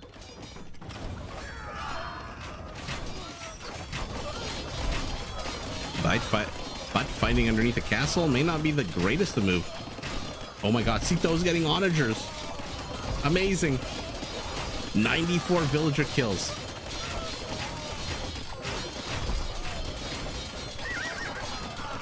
What is Hera building down here? Archery ranges. Okay. All of a sudden, Hera is down huge in army count. He's down huge civilian. And he is down 65 total population. Meanwhile, our Malian is training 26 champions at a frickin' time. And another group moves forward. Hera is on the verge of elimination. What happened to Hera's gold? It got taken by the Malian, who's back. He took this gold. He denied a lot of this gold. I guess Hera got 2 patches worth at the end of the day, but Wow, champions, the absolute killer of all trash units. 53 champions going up to, what is that, 88? Kevin, you were supposed to go for a swim.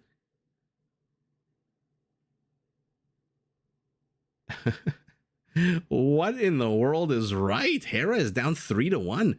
Champions to halberdiers, cavaliers to arbalesters, crossbows. I mean, we got to see a lot of fun things happening this game. PKPM 2 minutes in. PKPM, I mean, look at Hera's APM. It's always so high. Kevin, thanks for joining. Appreciate the commenting, appreciate the joining. Yeah, infantry pushes are super fun to watch, as is almost 20,000 more resources. 3,000 wood, 10,000 food, almost 6,000 extra gold.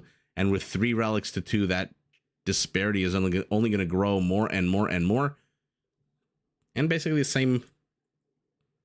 same stone count. 2 conversions, not really relevant. 15 buildings destroyed to 9, not really relevant. Kill count, oh man, Sito got triple-digit villager kills. Sito got, let me repeat that, triple-digit villager kills against the world's greatest player right now. 340 kills to 298. Wow! Kyle, massacre is an absolute correct term to use here. Absolutely. Yeah, Chaz, I think Hera is probably drinking from that bottle of water that he always drinks from, that always seems to be full. Going out for a cigarette, calming his nerves. Sito was pushing the whole game. I mean, again, this minimap looks like game number 2. How many barracks for our Malian, by the way? 11 barracks. Doc, nice to see you. Good almost afternoon. 12 minutes away from an afternoon greeting. All right. Let's move on to the next game. So here's the question I have for everyone. Hera is down 3-1 on the verge of elimination. Is he going to play super aggressive or is he going to play super defensive? What do we think?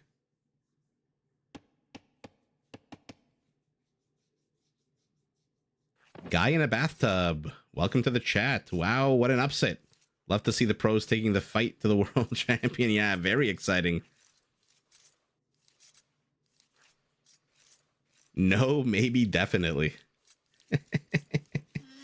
Sito must be good nervous, right? This is like the nervous when you can taste the victory. It's like, oh, it's within your grasp. And Sito is trying to go again. Anyway, let's take a look at the civilizations. We've got the Huns, no need for houses for them. And we've got the Berbers. Oh, where's Chris when you... Two nights in a row, Chris isn't here when we've got Berbers. This time, though, Sito has gone the wrong way. And now he's going to discover.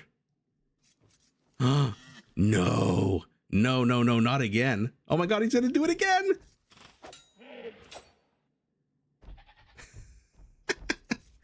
Wait a second. Hera doesn't see this, by the way. Will he see it? Remember, Sito has to move very slowly, but not quickly, but quickly, but not quickly, but quickly. So Hera's scout that's running at full speed might catch up. No, he goes the wrong way. He goes west instead of south. Maybe Hera is actually looking now for rhinos to poach. Oh my goodness. Passive, hey Supergen, yeah, passive is getting him absolutely wrecked right now. And he's going to discover it. He's going to discover it. And this is going to kill the micro for both players. This is going to be so annoying. Oh, but it's in the town center area. And there's nothing Hera can do. He's going to have to find the other rhino. Sito's going to have to get the other rhino immediately. Decay be damned. He's going to have to send a villager immediately. Hera, is he going to do the same thing? His scout is pretty much at 2/3 of its HP. Let's see. No, decides not to. Oh my goodness. Gokobunger, you think Sito is going to be the aggressive one? As T90 says, it depends. Yeah, a very lawyer answer. Wow. Why did Hera not try to take the Rhino? Well, last time he lost the Rhino, he lost the game. And by the way, that was losing the game with the Mongols. This time he's the Berbers, whose villagers move right now 5% faster, but that's all they do. It's not like the, there's no faster construction time or gathering rate. And oh my god, Sito is back to discover the base. I'm also a little disappointed he didn't try to take the Rhino. I thought he would fight tit for tat. But his town center did get the scout. Sito not paying too much attention, I guess. First kill of the game. The earliest kill we've seen tonight, 5 minutes in. I wonder if Sito was going after the goats. If he even saw those goats.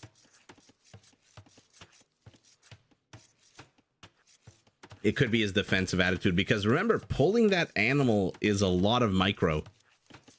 It is a lot of micro. And the Rhino was to the rear. I want to say if the Rhino was in the front, like here near the berries, Hera would have tried to take it, because he would need to travel so many fewer tiles. Because Sito got the Rhino from the forward position, right? Whoa, whoa, whoa, whoa, whoa. We've got 2 villagers moving out here for our Hun. Is he heading up to feudal anytime soon? He's getting loom. I'm assuming the Roman numeral 2 is going to appear here in the bottom left the second loom completes. Yep.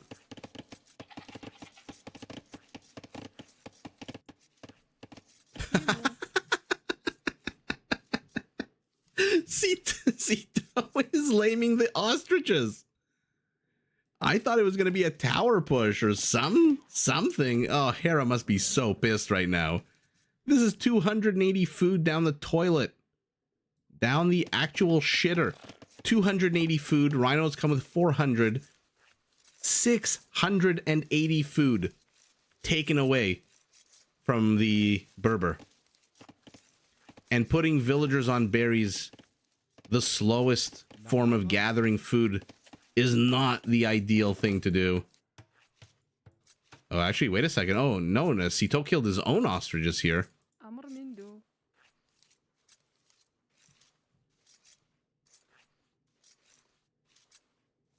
Yeah, the faster working Mongol hunters, true.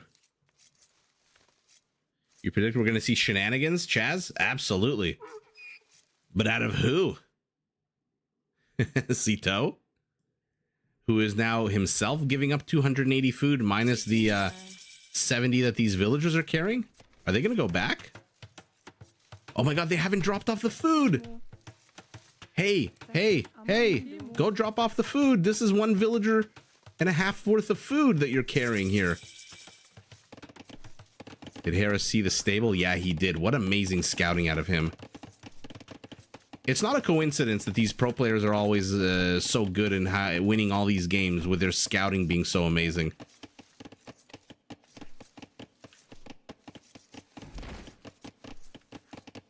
It is a very sneaky tactical attack here out of Sito.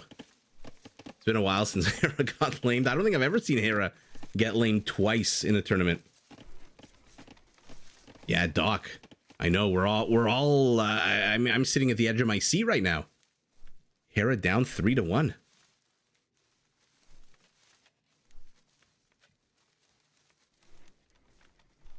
Chaz, that was my point earlier. Even with the laming, the resources collected, like you're saying, it's only 70 apart, and that's the food that Sito got from this one ostrich.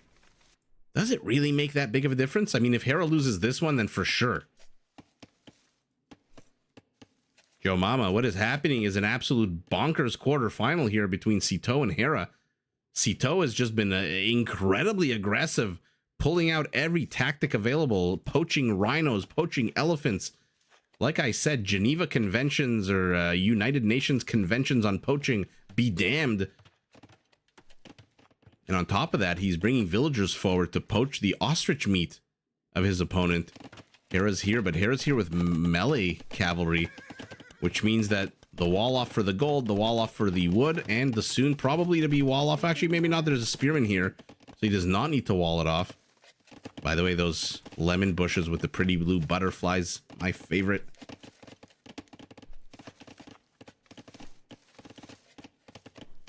Yeah, Lemmy, that is always I always love to see that. Scouting is so freaking good. And by the way, he still here. He still saw now both structures. Although when you're playing against the Huns, generally you kind of know what you're going to see. Probably Cav Archers and Castle Age if we get there.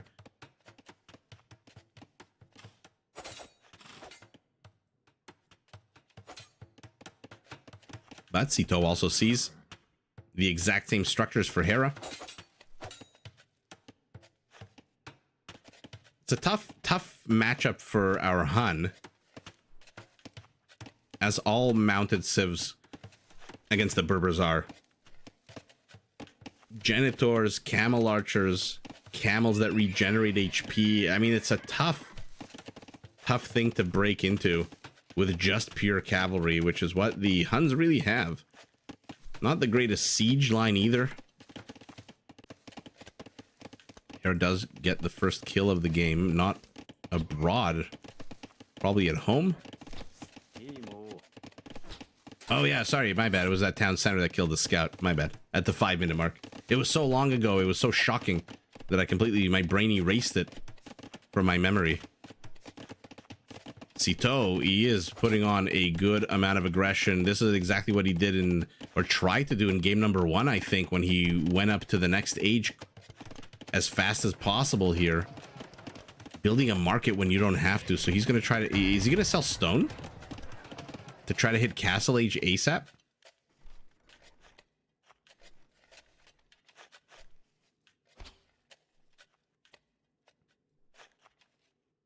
For now, running away. These are two armies that probably don't want to engage into one another. Spearmen counter scouts. Skirmisher counters spearmen. Scout counters skirmisher. Every unit type starts with the letter S, which means I screw them up all the time. Yeah, he sold his stone. There's no other reason to build a market when you've already got the stable and the archery range up. Hera? Oh no. Not only did Hera lose 680 food, he also has no clue that this is happening. He is continuing to train scouts and skirmishers. He needs scouting. I think if he sees the market, he's going to know that Sito's going up to Castle Age. First of all, he should have seen a Sito score drop, which is what happens when you go up to Castle Age and you spend 1,000 resources. Your score does drop. And now he's going to see it. Yeah, he's going to see the market. He's also going to see a bunch of exposed villagers here, which Sito is very slow to run away with. Is he going to cancel Bloodlines is the question. Oh, good get there by Hera. Villager kill. And now he's going to get this entire army, actually.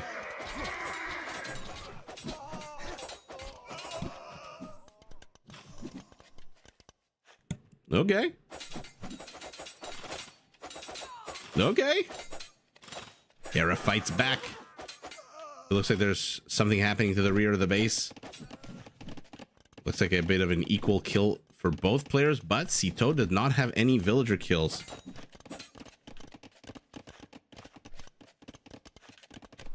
Should put on the pressure and go up to castle. I assume you're talking about Sito, because that is exactly what he did. Now he's in Castle Age. Hera, no more units being trained, one villager only. I say that he immediately begins training archers because they don't cost. Oh, and he cancels archers. He gets wheelbarrow. He is going to try to contest this in the feudal age. Okay. I don't think the Berber stable discount kicks in until Castle Age, right?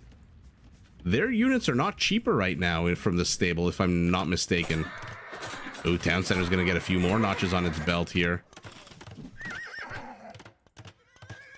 Terrible engagement there for Sito, who's moving out with knights. Oh no. Rarely see pro players use genitors. I wonder why. I don't know why either. They're a little bit more expensive food-wise. I think they cost 15 more food than a skirmisher. And the upgrade from Genitor to Elite I don't think costs any gold. One of the few in the game that doesn't.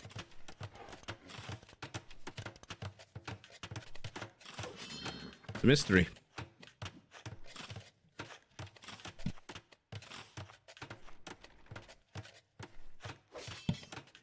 Actually, I thought Hera was going to go full on feudal age. He's clicking up the castle. I'm gonna stop casting. I'm just gonna follow the action and shut my mouth. And by the way, he's gonna hit castle age with off the back of 42 villagers, but Sito, the deficit is gonna narrow and narrow and narrow. Sito has +1 armor. Hera has +1 attack, about to become +2 attack with iron casting, or rather forging, my bad. Sorry, gonna be +1 with forging, not +2. Is Sito gonna see the extra stables? 2 of them? Ooh, it got... Oh, it wasn't started even.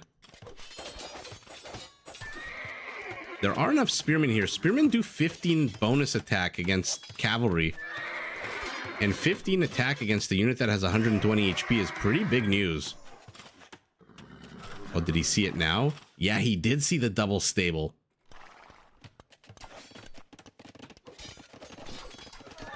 Sito's got to get some damage done here. He's got 1 villager kill. He's down total kills.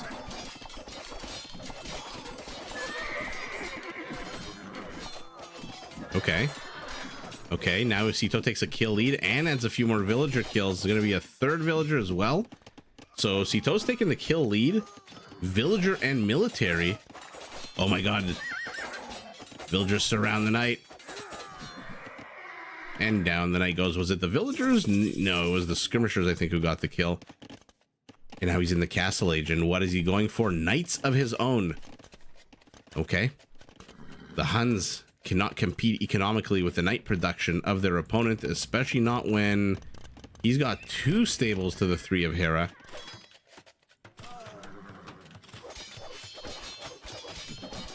Hera's being very patient. Very patient and very defensive. Now is the moment for him to strike out onto the map.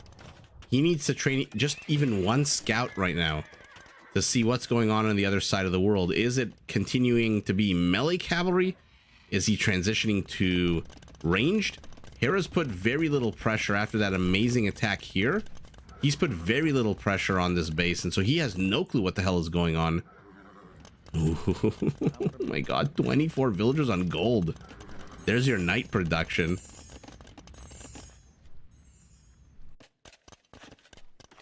$11 villagers, and Hera's going light cavalry. Okay. Spearmen are pretty freaking wonkus, especially against early castle age knights. Forget even bloodlines. If you're missing bloodlines, you shouldn't be fighting spearmen at all. This is open. This is open. He sacrifices 3 so that the rest can run away. Now's a good time, by the way, to trap Hera's knights. Okay, okay. They're trapped, but now what? Looks like Sito is attacking Hera to the rear of Hera's base as Hera tries to escape here. Is he bringing a single villager just to lure Hera to stick around? Lion roars in the desert, dies immediately. 1 kill for these 6 knights. And it is a fellow knight, is not even a villager.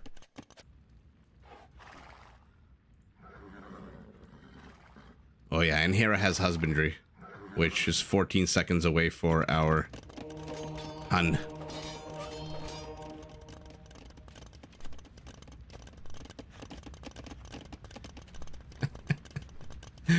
Okay. Too little too late here for that 1 monk. Villager population is identical.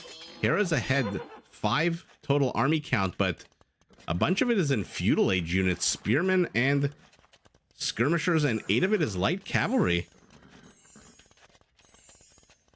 Raphael, thank you so much for this $10 super chat.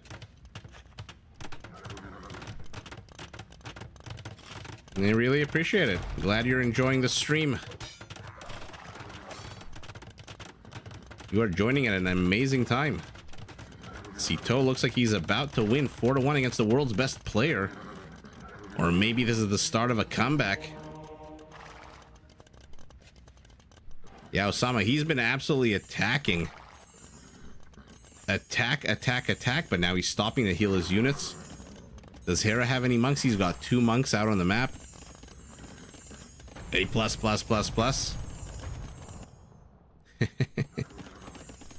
Thank you so much.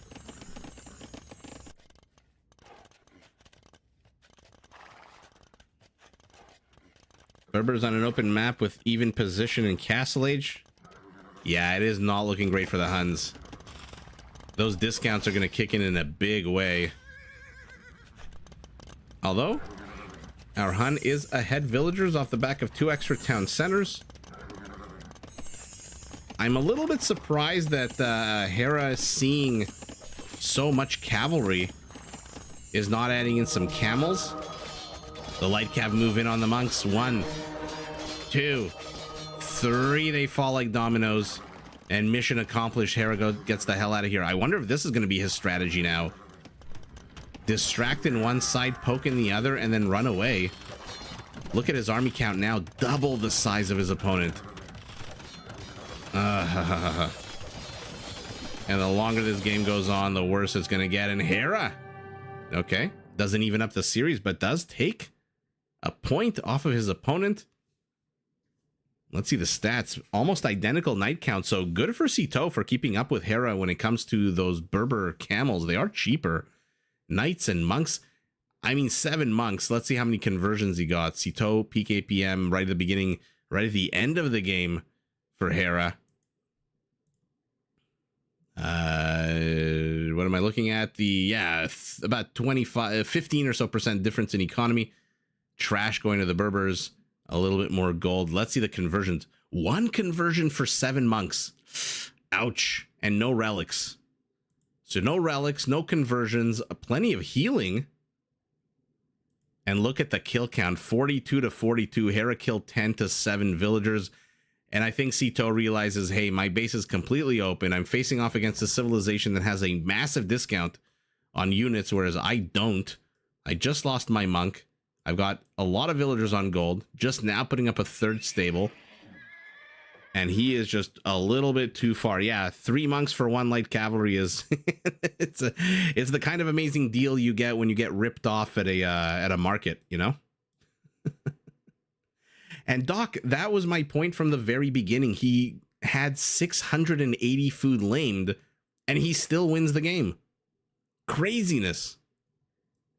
Absolutely crazy. Sometimes these pro players put on an amazing show. Amazing. All right, speaking of amazing, let's go on to game number 6. At the very least, we're going to have 1 more game. If we're lucky, 2 more games. And let's see what we are working with.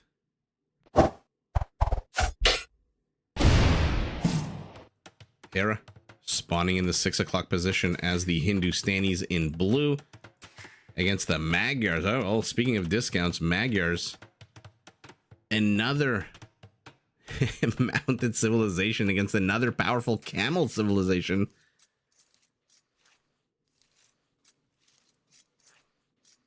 All right.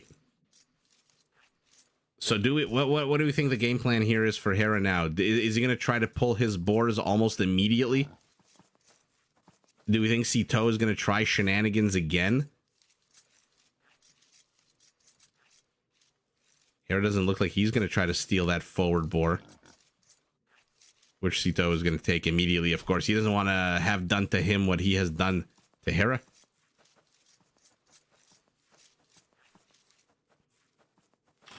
Hera's using the boys. The gentleman's sweep. Well, let's see. I agree. I don't think Sito's position was that bad that he needed to technically GG immediately. But it was getting worse by the minute.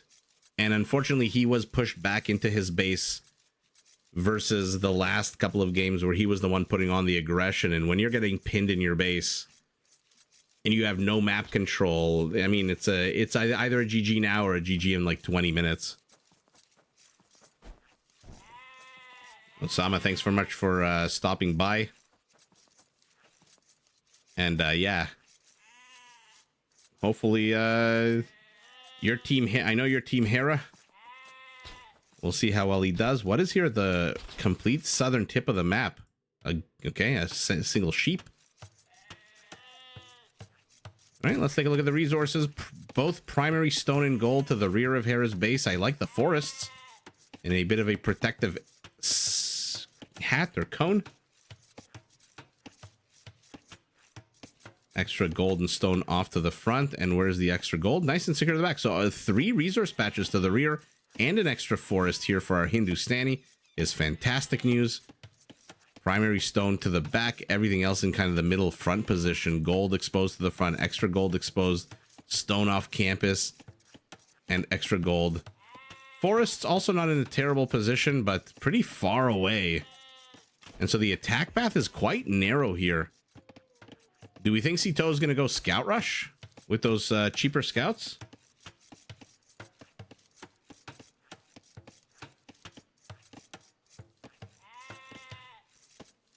Yeah, it was very much not a broken situation yet. Although, like I said, it was getting there. The writing was on the wall. Maybe if Sito managed to get more done with that last attack in the rear of Hera's base, he would have stuck around, but maybe not. Sito, by the way, doesn't have anything to the rear of his base. It is completely open. He's going to have to go either north or east for extra wood if he decides to go cav archers.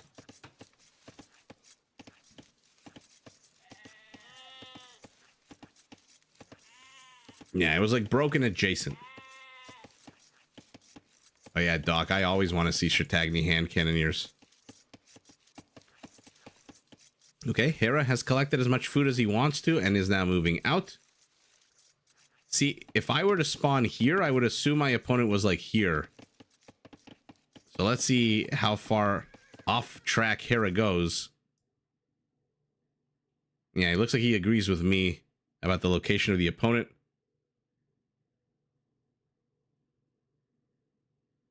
Oh, he's discovering nothing. There's literally nothing here. Where is Sito's scout? See, if I spawned as Sito, I would assume my opponent was exactly like in this area. So I don't know where Sito's scout is going. Is he going to run into Hera's scout? Are these two brothers from another mother going to run into one another and attack? Oh, it looks like Hera's chasing. Okay. Ooh, Sito takes the high ground. Then Hera takes the high ground. Now Sito's the one running away. Now he takes the high ground. Now Hera tries to take the high ground. Man, this micro is... the battle itself is not that exciting. The micro, though, is fantastic because behind all this, they're going up to the next age. Neither one of them has any villagers queued up, which means loom, I guess, for both.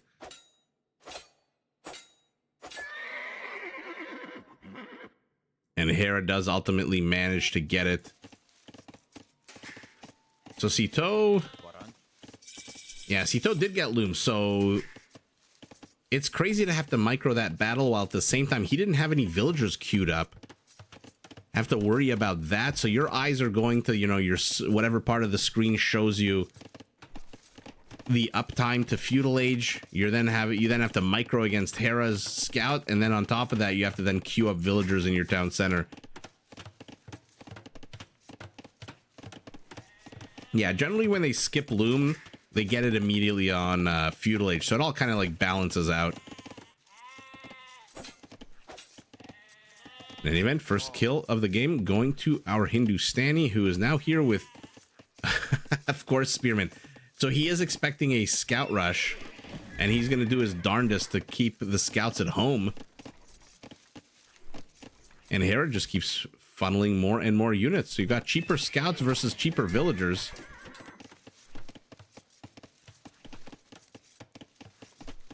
Trying to out micro Hera is wild, especially like I said, when you're almost at the next age and you have nothing queued up in your town center. So you have to go back to your town center while you're microing against Hera, while keeping an eye on your uptime, which could explain why he lost. And Hera gets a little bit of revenge for last game.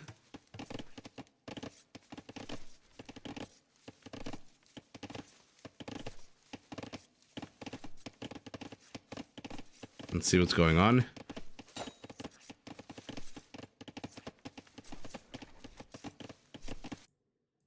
Hera, rather Sito. Oh, he still hasn't seen where his opponent is, and he's gone completely the wrong way. Okay. Hera escapes here. Where are his spearmen? Where are these two? Oh, they've returned home. Okay. So seeing the infrastructure of his opponent, he knows he's getting scout pushed. And the flags on here confirm it. And our Magyar doing the exact same thing, pushing out with spearmen. Oh, this isn't closed off. This is not closed off at all.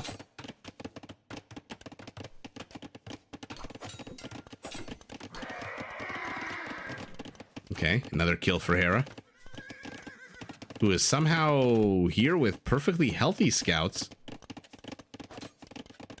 Did he... Where are the damaged ones? He hasn't taken any damage at all on any of these scouts. I guess they were chasing villagers. Looks like they almost got one. Spearman just watching this one villager bend over and pick berries. Not really much they can do, to be fair. Okay, interesting move out of Sito. He pulls the scouts north right as his spearmen move in.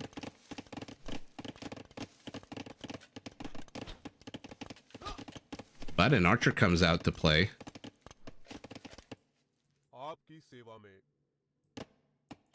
And now Hera loses a scout. Very injured one here. I'm surprised that it's not on scouting duty. Usually instead of putting it here, he would be out on the map, exploring, looking for maybe relics. But I guess Hera wants every able-bodied man on a horse. Oh, he's going to lose an archer, though. Or maybe not. Let's see who gets here first.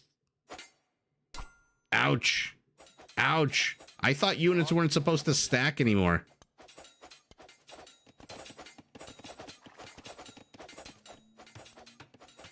So Sito is...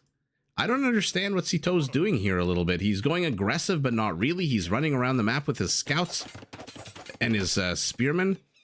Position them and you know, roll the dice. But moving them back and forth. Villager comes to repair. Now, interestingly, Hera doesn't know what's in here. Is he at least getting spearmen here? No, he's not. Getting fletching. More villagers move forward. Not the greatest time for Hera to pull his archers, to be honest. Is this the only stable that our Magyar has? Yes, it is. Ooh, now the archers are engaged into archer fire with the skirmishers and...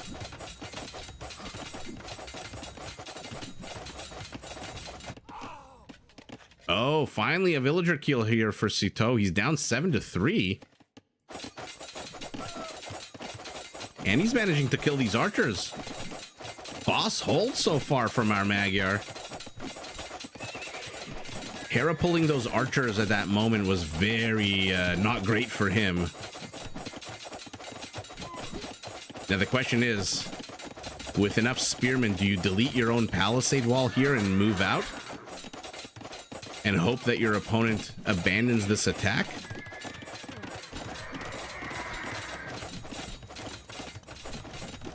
Another scout dies.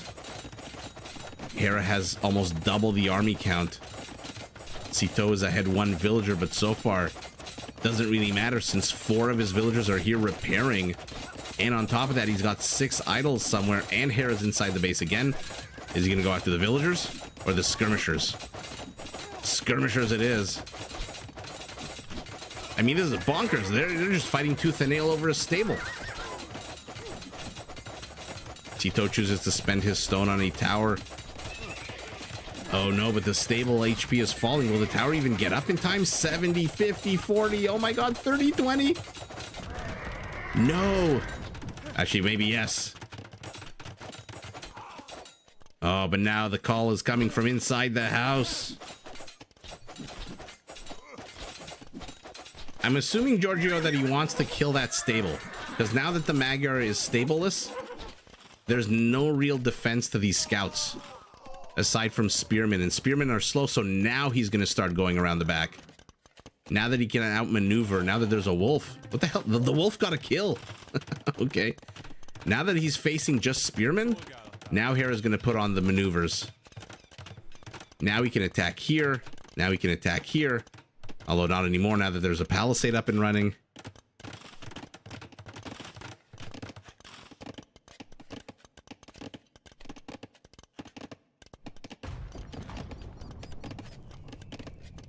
Jaws music.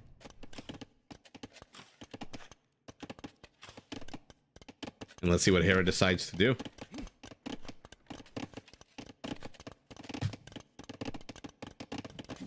Hindustani scouts get a bonus versus buildings?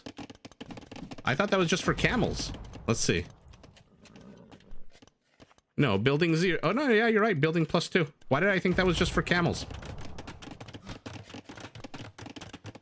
I guess it's all their mounted units. And now he's adding bloodlines as well and going up to castle age.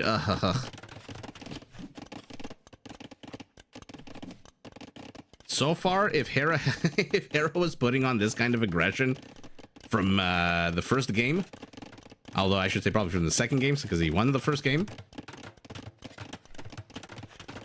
then maybe the score would be a little different. But so far, look, to be fair, not that much damage done by our Hindustani army. And Sito is only a minute behind going up to castle age. Another tower. He does not want to lose access to this wood line.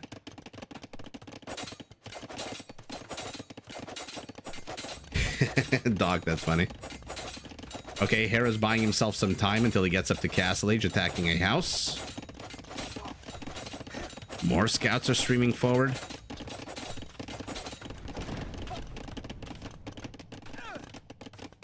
I mean, at some point, plug this hole here between the structures, no? What the hell was that? Why did he delete that palisade before building that gate? And now Hera's in, and now he's in castle age. I'm assuming light cavalry is the upgrade we're going to get to see. There it is. Okay, but these are still just melee units, and there are spearmen here. And Sito is 30 seconds away. I saw a building go down. Not too sure what it was. A second town center for Hera. Both players sitting at the exact same villager population. Sito actually has the kill lead. Army counts are not that terribly dissimilar. But now you're going to be facing off against light cav with bloodlines, with husbandry, and this is where maneuverability, this is where you need to plug up all the holes in your leaky ship. And here come those Hindustani camels. They do attack a little bit faster than normal, which makes them very... Oh no, cav archers. Cav archers. What?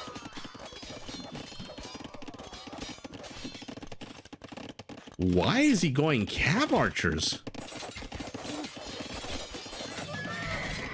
Oh, Hera's gonna get a bunch more villager kills now, but why the hell did Sito go cav archers?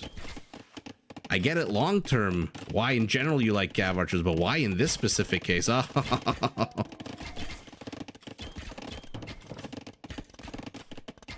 You had the archery range for the skirmishers. He built 2 more.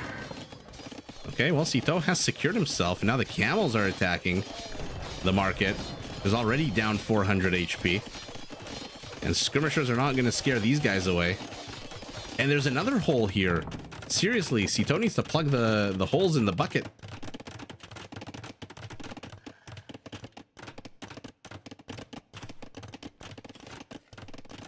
Camels are moving forward, more and more Hindustani camels. Okay, now Hera goes map exploring. I mean, look at the HP on these units. So yeah, surprised they're in a clump. So we have ourselves the good old-fashioned cavalry versus cavalry archer trope. Except the camels with husbandry should catch up very quickly to the cav archers, who, by the way, do not have husbandry. So they move even more slower. Slower than usual. Not more slower. That doesn't make sense. Cavalry archers are OP. Yeah, maybe in some stages of the game. Maybe not against this kind of push. Okay, so Sito is channeling his inner Hera. Hera is housed again. What is going on with him? He is channeling his inner Hera, saying, hey, you push into me. I'm just going to push right back. He does have Botkin. He's getting ballistics and the armor upgrades. Back home, I mean, this one town center should be enough to dissuade the camels, right? Their base armor is shit. 0-0. No, no, no, no, no. Sito's obviously microing on the other side of the map. Look at this. Look at how many alleys and openings there are in this freaking base. Oh no, you what happened here? Half of them are on the low ground.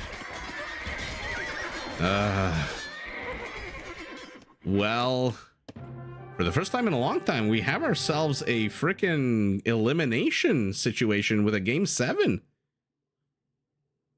Ouch. Ouch, ouch, ouch. Losing more than half of your cav archers here. Losing, what, like 4 or 5 of them here.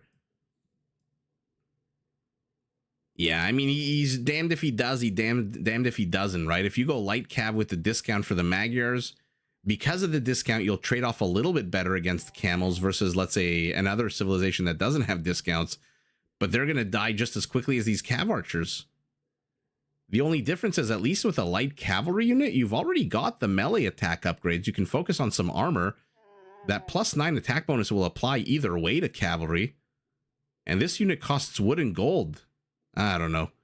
I just a weird choice here. I think by securing the wood line, he maybe gave himself a false sense of security that he could start pumping out those units. But yeah, Captain Conundrum, we are going to get to see game number 7. The question is, will Sito blow that 3v3-on-1 lead versus Hera?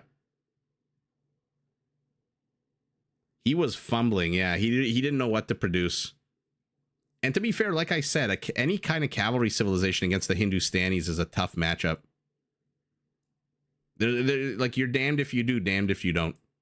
You have to micro, and to micro you need husbandry, which I still don't think he has. No, he doesn't have husbandry. Okay. Let's take a look at the stats. Peak APM for Hera is usual. Peak APM, actually 19-14 minute mark. Food and stone for Hera, wood and gold. There's your cav archers for our Magyar. No conversions, 3 buildings destroyed. And right up until the very end, Sito had, I think, the total kill lead. I mean, losing a few villagers is not terrible. But I think he did see the second town center. And so I think he realizes now that with the loss here, and now the camel's breathing down his neck over here, that he may not, it's like last game, the writing's on the wall. And so he, luckily for us, maybe not so luckily for him, but luckily for us, we get to see a game number 7.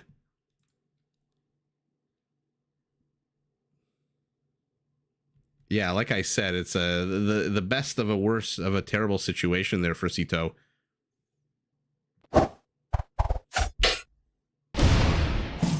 And game number 7 finds ourselves, big surprise, on Arabia yet again.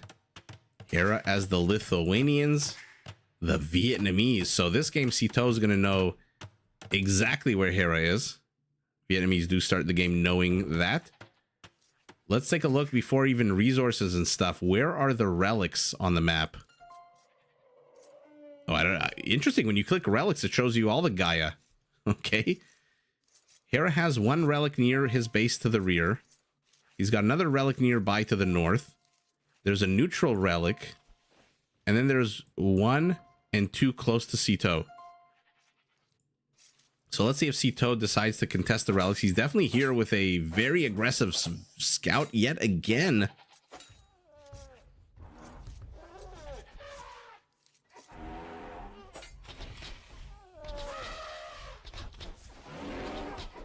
But Sito doesn't get that much damage done. Hera rising from the canvas like Tyson Fury. Yeah, crossbows could have been a good idea. Crossbows could have been a good idea. Okay, Sito, for the 3rd time this series, manages to get 2 goats. Did not manage to get 1 elephant. Took a bit of HP off of Hera's scout. Hera now discovers, or rather earlier did discover, the rear elephant. Pushing a deer, an elephant, and fighting scouts at the same time. Well, yeah, that's why he's Hera, right? Yeah, there's no good answer there for the Magyars, except to try to hold on and expand economically as much as possible so that you can start getting up your death ball. But Sito just didn't. And again, by the way, if you remember last game, he went for that weird bean-shaped base again. Why are the players doing these bases? I don't understand it.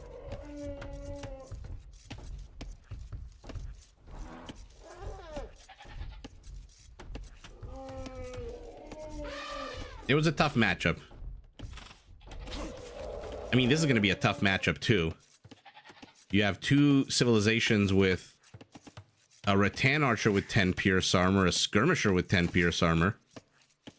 Not exactly the fastest civilization on its feet, the Vietnamese. And he's going to have to deny relics. Although their light cavalry is pretty serviceable. It's not exactly terrible. That's kind of where they cap out, though. So I'm curious to see in game number 7, who is the one who is going to be putting on the aggression. Sito blew a 3-1 lead. That can't be good on your mentality right now. You have to really be talking to yourself and saying, okay, calm down. You beat him 3 times. You can beat him a 4th. Whereas Hera is probably champing at the bit going, hell yeah, let's freaking go. Derek, nice to see you again. Go Sito. You are Team Vietnamese in this game.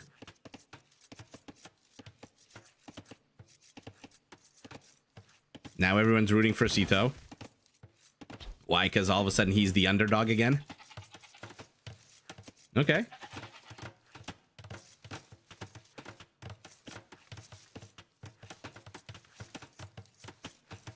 Certain proteges in Norway are famous for their specialized potato products. In this case, the potato base. I thought it looked more like a bean, but a potato is a good analogy as well. Well, Derek, you're the one Derek who spells his name differently, so the legend does live on.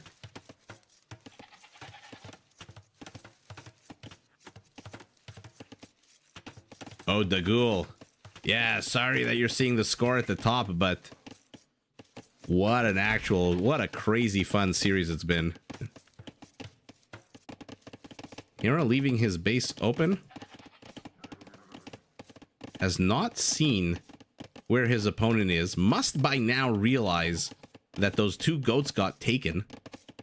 Although, to be fair, they could also be here. So he is slowly but surely eliminating the different options. It makes you the leader of the Derricks. Oh no, now Derek Hershey says, I have come. Melanchi, you're always rooting for the... Look, you can't be... Hera can never really truly be the underdog being the best in the world, right? Unless he's down 3-1. And now off the back of 3 fewer villagers, he is heading up to the feudal age, or rather is already in the feudal age. And Sito is creating a bit of a funnel situation here.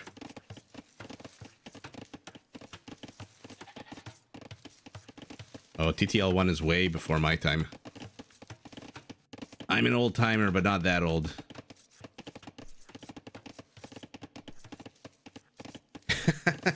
He's an autistic robot. Hera is a combination of a few amazing traits for an RTS player. He knows the game inside out. He knows the stats and the counters, which is very important. Build orders, counters, costs, training time, all of it. But the more important thing, and I've said this like a million times, and I'll say it a million times more, he's a grinder. He puts in the work. Like Michael Jordan, you know, was in his prime, was still working out and practicing more than any other player at the time. And he was watching tapes, and he was doing a million things to constantly just be on top of his game. Hera does the exact same thing, which luckily for us who enjoy video games means not really going to the gym, but just sitting in a chair, drinking a bottle of water and playing video games. But Hera just grinds. I remember when the Red Bull Wololo tournament was announced, that it was an Empire Wars. Top players on July 28th top 4 players are gonna make it to that castle. That day, Hera live streamed for 14 hours playing Empire Wars over and over and over again. He is just an absolute beast.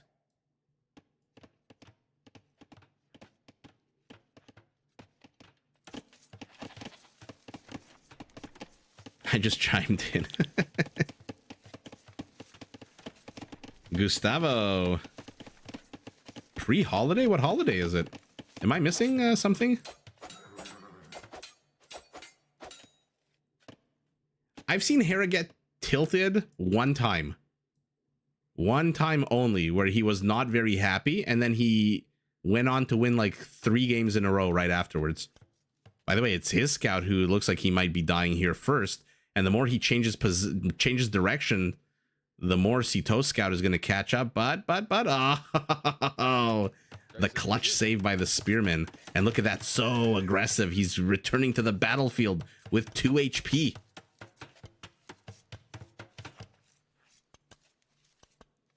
Robsy, you've got the build orders all figured out, huh?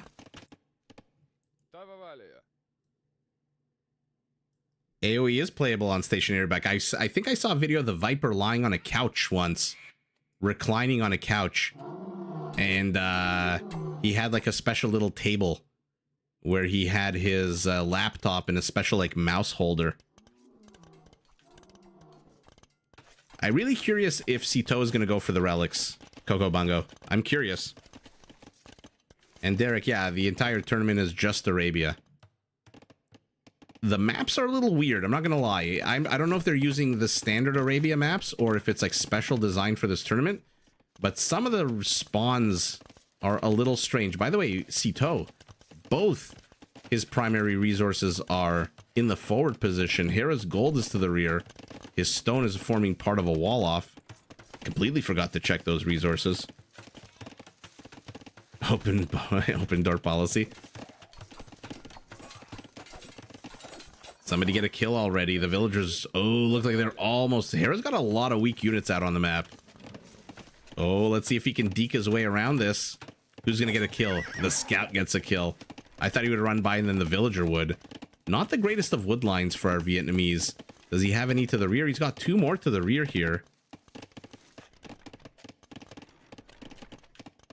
Hera secured 1, 2, 3, 4 wood lines of his own, and he's heading up to castle about 40 seconds behind Sito.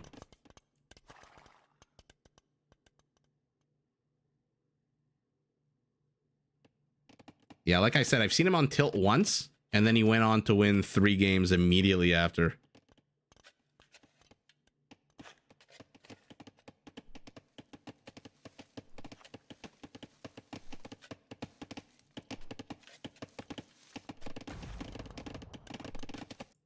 Let's see what's going on as the players hit Castle Age, 2 barracks, archery range, and a stable. I'm assuming the stable is to try to contest the relics. Stable as well for our Lithuanian. Where's that monastery? Okay, no monastery, just Bosa. No more scouts, he doesn't have the food for it. Ouch, that's sour. If you're going to contest the relics, which is... first of all, I don't know if he is, but if you are, you're going to have enough food for all of it. And another town center going decent location here with that primary goal, the forest. And Hera's going to see it. Oh, will Hera be able to stop it? Let's see. Second town center for him to the rear as well. No monastery just yet. Okay. We've seen Lithuanians not go for relics. I think yesterday we saw the Lithuanians ignore the relics.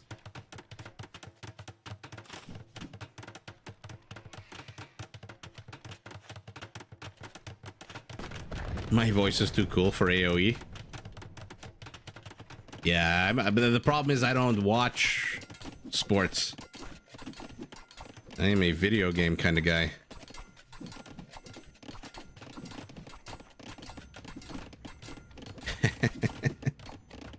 T90 color? What is T90 color?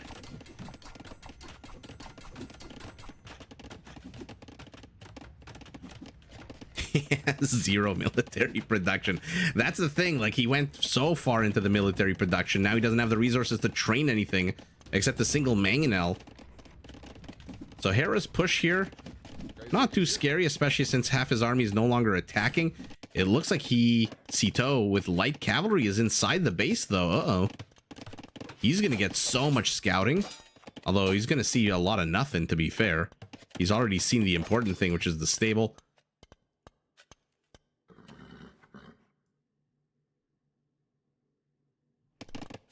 Give it time. I highly doubt that, Doc. But never say never. Hera not paying attention. Sito on the other side of the map distracts Hera with a couple of scout units, scout line units, and then gets 2 skirmisher kills. And there's that monastery. Let's see how many relics the players have actually seen. Actually, yeah, scout line versus knight. We know who wins that battle. Sito has seen the one to the north, the one to the center, the one to the right of his base. Hasn't seen... Oh, that's so sour. He misses it by just a couple of tiles. And I don't think he also saw the one to... So he's seen 3. Hera has seen the 2 in the center. And funnily enough, the one next to Sito's base. And now that monastery is up and running. But Sito already has a monk. Sito just needs 3 relics. Just 3 relics. Of the 5. Because if you can get 3, then the Lithuanians are basically stuck at Blast Furnace.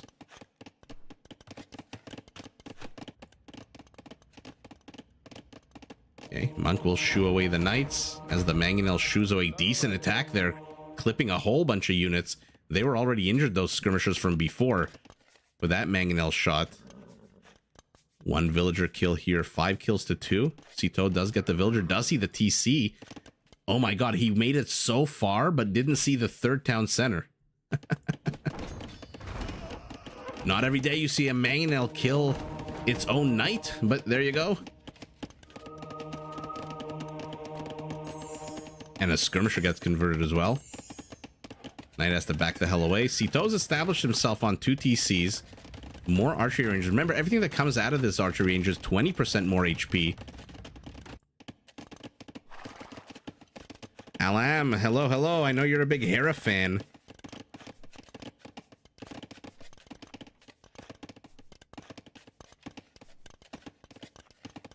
I'm using anecdotes that are only tangentially related to the game. Oh, there you go. I do plenty of those.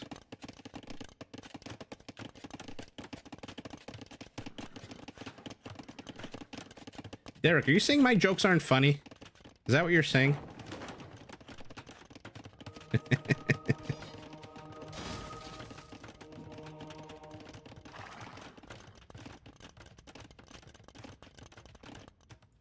All right. How much of Hera's army does this one scout see? Okay, I think he saw a few of the spearmen moving forward. Very protective town centers. Creating a Venn diagram there of safety. It looks like our Lithuanian has already gotten 1 relic. The one here in the center. He is moving out, perhaps with this monk to get a 2nd.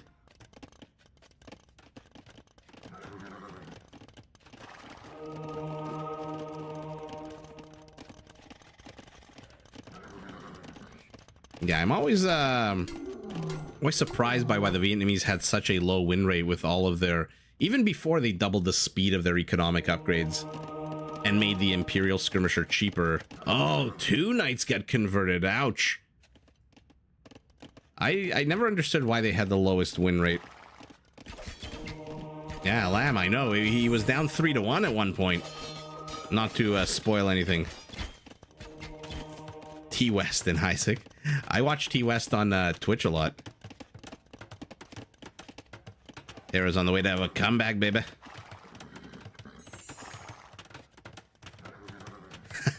Derek, welcome to the world of Age of Empires.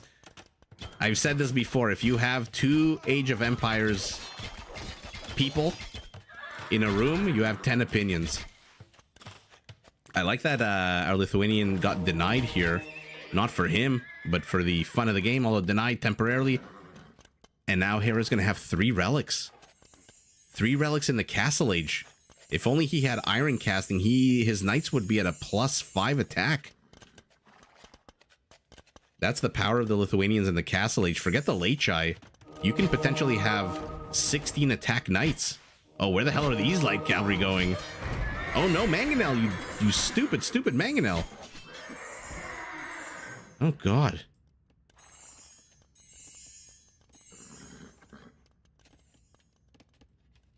Super Jen, thank you so much.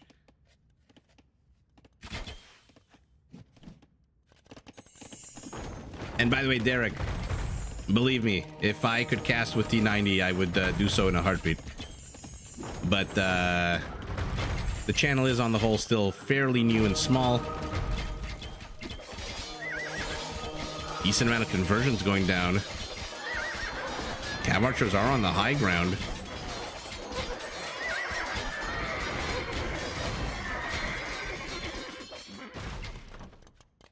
$756 stone for our Vietnamese. He is moving forward with villagers right up until he engaged in battle. And now a bit of a middle of the road castle. Will Hera see any of this? Oh no, he doesn't. He just saw the villagers going into the ether. Somehow managed to get this with a converted cav archer. Hilarious. So Sito lost a few villagers there, not too many. And now Hera's going to see the castle. Okay. Again, like I said, Hera's scouting is just so ridiculous. So some of those games that he lost without scouting, it just mind-boggling. Because usually he does exactly this, where he shoves a few units here, a few units there. Spearman, he always has like 10 irons in the fire. House with 150 HP might want to take that one down first.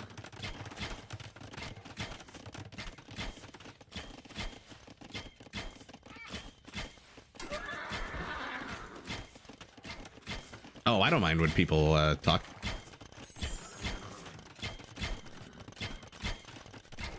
As long as everyone's polite, feel free to run your mouth as much as you want. It's getting hard for me, by the way. There's 101 people watching. And by the way, if you're watching, please do hit that like button. Sometimes it's hard for me to keep up with all the chat while also trying to look at the game. Yeah, both players are actually heading up to Imperial. Sito with 2 extra villagers is going to hit it about 40 seconds ahead of Hera. And I love that he's starting to mix in some pikemen. Oh my goodness, do I see a rattan archer? Hello. 1 rattan archer. Where even are you? Are you somewhere in this mix? Yeah, there you are.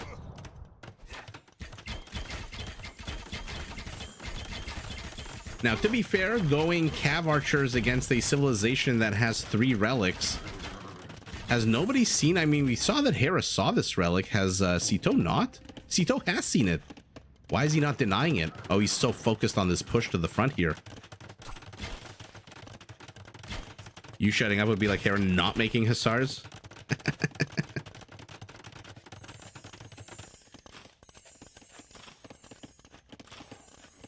I like how I said there's 100 people in chat. Please hit that like button, and immediately 5 people left. Was it something I said? Yeah, Doc, exactly. Sometimes we even chat about the game in front of us, in which Hera is absolutely running amok, and all of a sudden, 9 more villager kills, 10 more villager kills.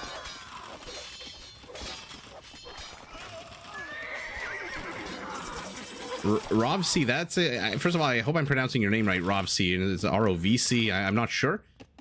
That's why I said I was never sure why the hell the Vietnamese had the lowest win rate.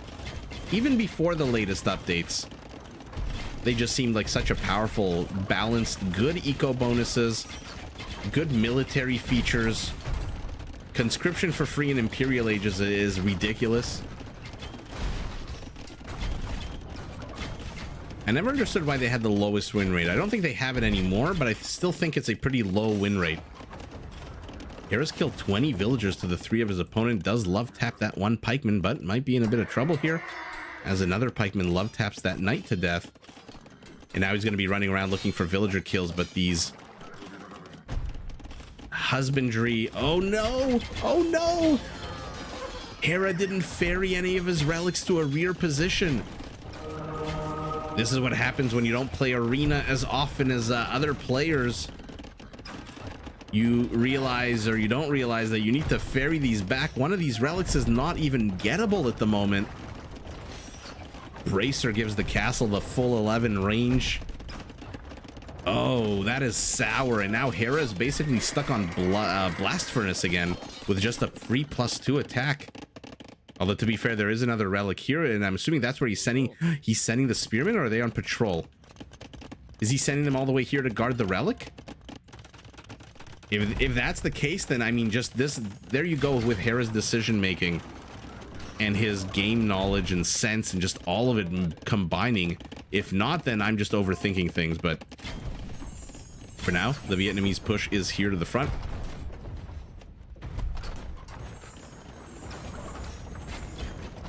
Richard, what's good about the Rattan Archer? A few things. It's faster than your average archer. I think the second fastest foot archer. And fully upgraded, it has 10 pierce armor, like a Huskarl. So it's basically invincible against almost all archer units.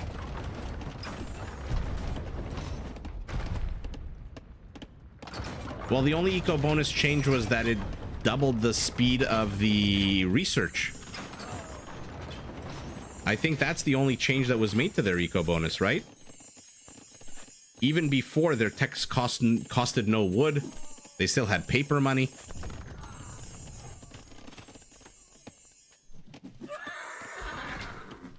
And so I think the latest update that changed them only made those two small... I shouldn't say small, I mean double the speed of economic upgrades is incredible for handcart and wheelbarrow, but...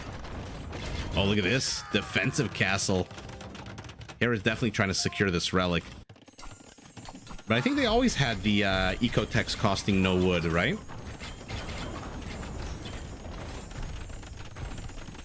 Oh, and conscription for free, which I guess is kind of inadvertently an indirect eco. Light cavalry stack on top of one another. Looks like the cavaliers here have all died to the halberdiers. But Hera's got those Lithuanian skirmishers. Where is tower shields? These guys go up to 10 pierce armor as well. And now he's losing the trebs. Now would be a good time for him to move a monk or two forward. Another monastery gets destroyed. Another monastery gets rebuilt. Hera, just build them to the back already. And look at the map. Look at our Vietnamese base, settlement, whatever you want to call it, just jutting like a fist into the center of the map. Hera does have the exact same villager count. He's getting armor for his skirmishers. He does have a castle, so I'm waiting for tower shields here.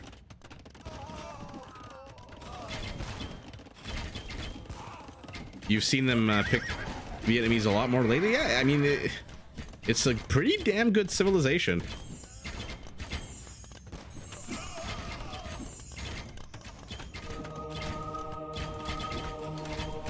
Oh, you're talking before the definitive, the DE version? No, I'm talking about like a few patches ago. I'm talking about like 2 years after they released DE. I think you're thinking way too far back for what I'm saying. All of a sudden, our Vietnamese has 30 more army count than Hera. And it is the better army count, going up to 7 bomber cannons, 10 cav archers. Halberdiers are also moving slowly forward.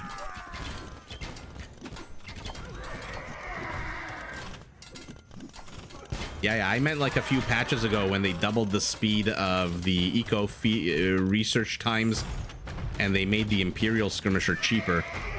Before that, they, like 6-7 months ago, I'm talking about, they had the lowest win rate, which I don't understand. Chunkiest elephants, conscription for free, rattan archer, Imperial skirmisher, 20% thicker archers.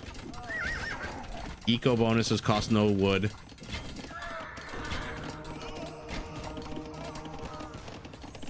Let's see it. But it might be explained because, like, a few people have said it's an archer civilization that may or may not be used properly. Now we're going infantry upgrades for the halberdiers. And Sito is in here. Hera loses control of the relics, but doesn't really matter. He's got not a single heavy cavalry unit on the map.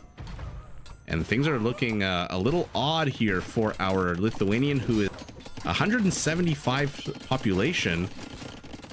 He is trying to take down these BBCs with skirmishers. That's not going to go very well for him. Now, the good news is, because he went so heavy on the skirmishers, these spearman line units, the halberdiers, will die very quickly. Skirmishers do come with a juicy +4 attack bonus against spearmen. Oh, now Hera's mixing in some light cavalry. Let's see some winged hussars. Let's see some frickin' winged hussars. Sito's got to get these relics, the one here and the one near his base. He's building a castle to the south. positional for sure. Oh no, he cancels it. He cancels it because he saw the treb. What a boss outpost position. He saw the treb, canceled the castle, saves a bit of stone, not that much, and builds it in a much safer location. I always say pro players need to plop down outposts like nobody's business, and there you go. That's exactly why. Yeah, Atlas, regardless of who wins here, Sito is playing amazingly well. You think Hera's done? He's at 200 population. Alam, I know you love Hera. Okay, there's tower shields. Maybe 10 minutes too late. What are you? You are some light cavalry units. Should he have gone tower shields, or should he have perhaps waited and invested in some winged hussars? I don't know that extra pierce armor right now on your units, on your skirmishers, and on your halberdiers are going to do anything, right? Your opponent has transitioned completely to a melee army.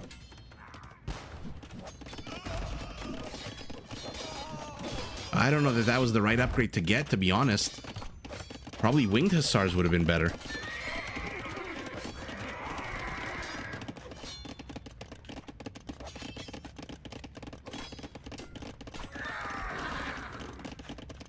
You don't think they changed the use case for elephants? I invite you to watch a game from the Viper about a year ago, where he went absolutely ham with the Vietnamese elephant with Chatras. He was crushing everybody. Okay, castle is under siege. 5, 6 villager kills for this one cavalier. Ooh, will he get the treb? Will he get the treb? No, he won't. He does! Amazing get there. And that's with missing blast furnace. By the way, these two civilizations are both missing blast furnace. And Hera is stabilized. He's down a few villagers, not the end of the world. He's ahead 16 army count. And of that is 24 cavaliers. Okay. But yet another Vietnamese castle. And I love that Hera is the one who's so afraid of raiding that he's trying to wall off certain portions here, or at least... I don't know, looks like he was trying to wall off certain portions there. Ooh, castle denied at the 25% mark.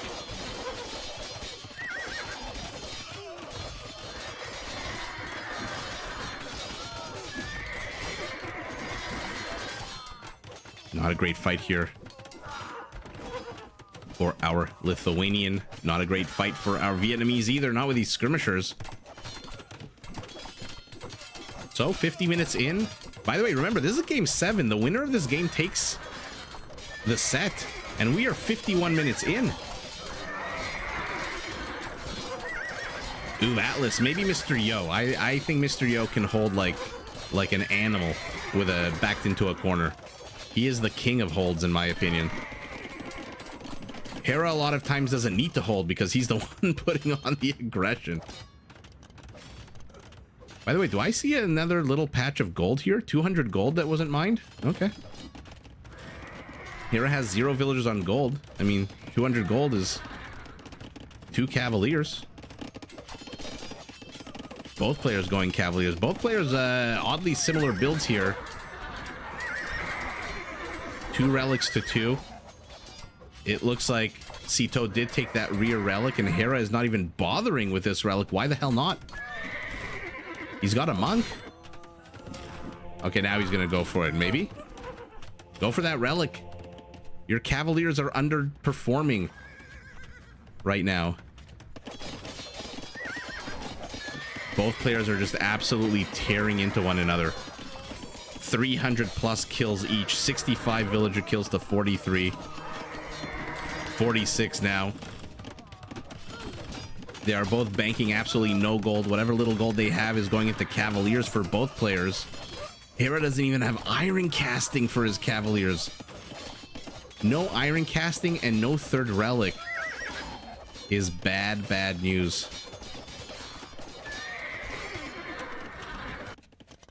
Light cav force here to the north, but look at the mini map to the south. There are just red dots everywhere. He's going after another Treb here. Will probably not get it this time.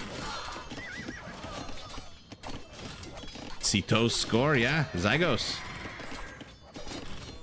2,000 points ahead.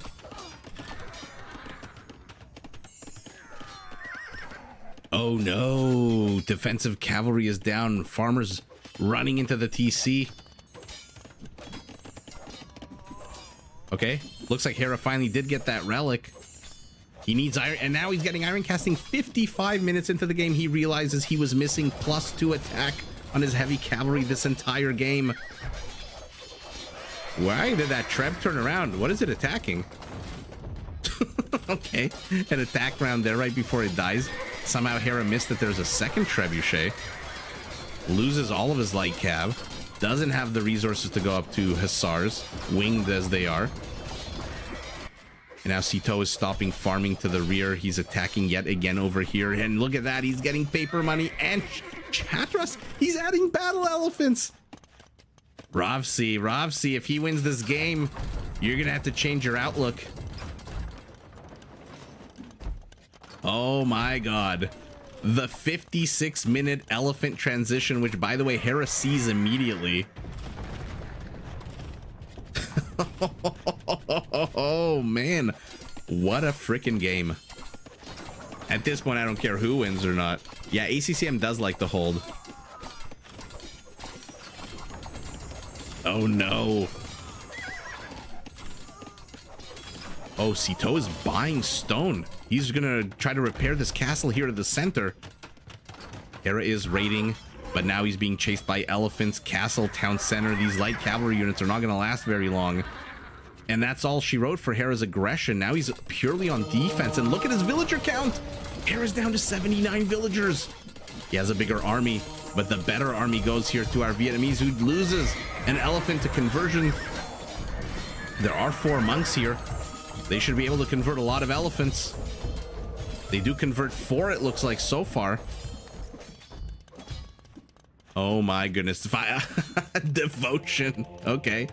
Probably the first thing you should get when you go elephants.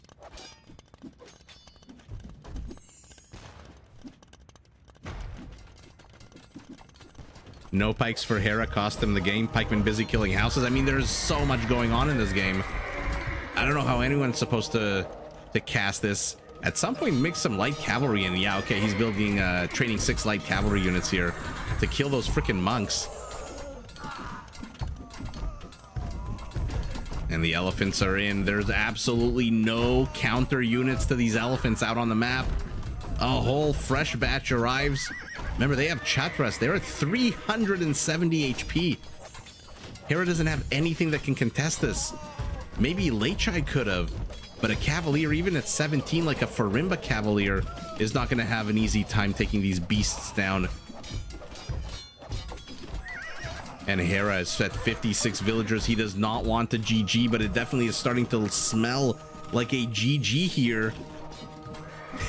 Derek, it absolutely is. The Treb, it falls. And Hera's done running. He's taking a fight. This Cavalier's not doing anything. He's just hanging out, watching his teammates die. Well, there you go. There you frickin' go. What an absolute epic series. Holy shit. What an absolute epic series. Going all the way to the 7th game, ending at the actual 1 hour mark.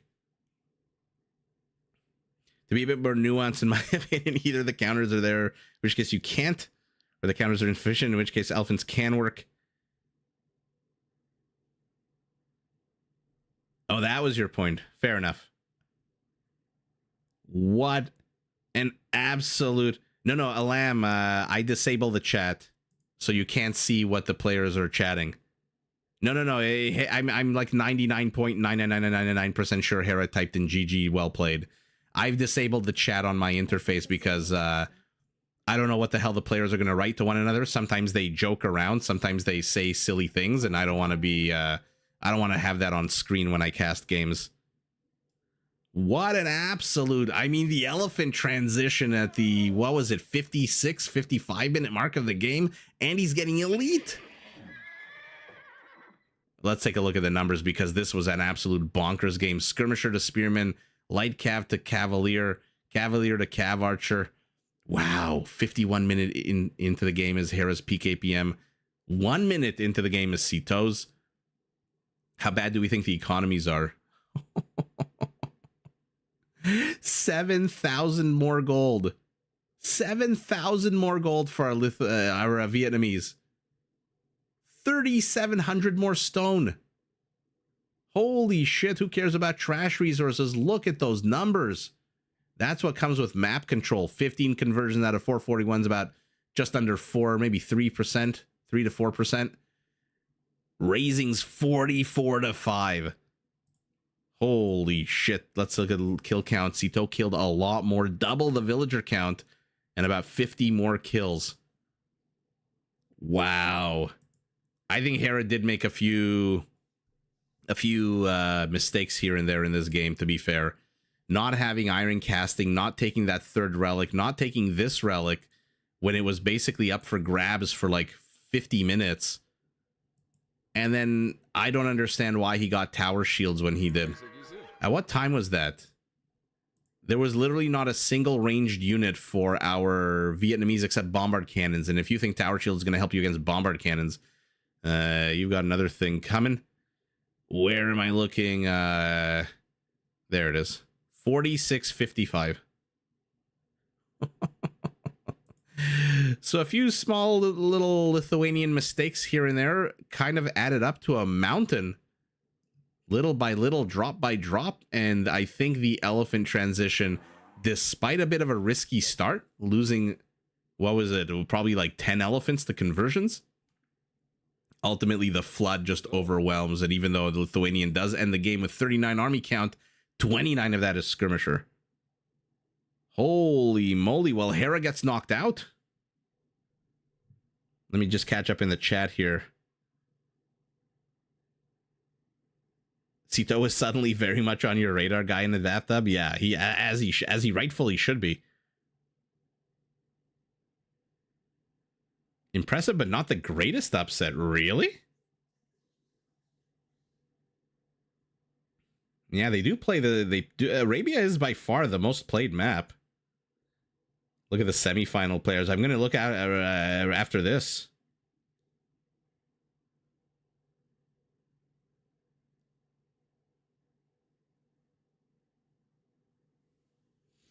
Andre, welcome to the chat. It was a masterpiece of an army composition. I mean, we got to see everything out of the Vietnamese, right? In the beginning, he went ranged. Then he went melee. And then he went elephants.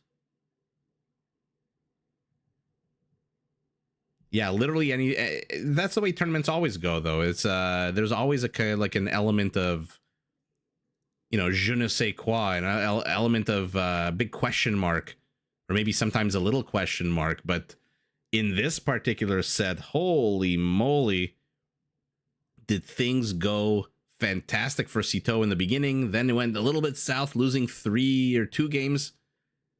And then this last game, I mean, this was probably the perfect game to end the set on, right? Imagine it's like a 29-minute game like the other ones, or a 31-minute game. It would be a little underwhelming, but an hour-long game where we got to see literally almost everything except for the late chai is pretty bonkers.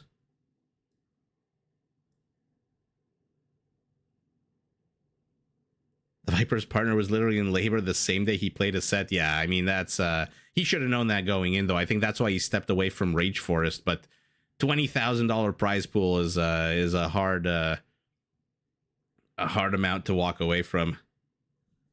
But in any event, everyone, thank you so much for joining. Thank you so much for commenting. And hopefully see you. What is tomorrow? Tomorrow's Friday, so we're gonna do Rage Forest tomorrow. Whether or not standard Rage Forest or the Rage Forest tournament, which I believe has also whittled it down to its final 8 teams, if I'm not mistaken. But everyone, thank you so much for joining, commenting. Buenas noches. Have a fantastic night. And fantastic set. I mean, these 3 hours just flew by. It was so much fun to cast and so much fun to chat. But for now, yours truly, gonna go heat up some pizza pockets and pass out. Oh yeah, Doc, we're gonna get to see Rage Force tomorrow. It's gonna be fun. Yeah, see you mañana, Zygos. Have a fantastic night, everyone. Take care.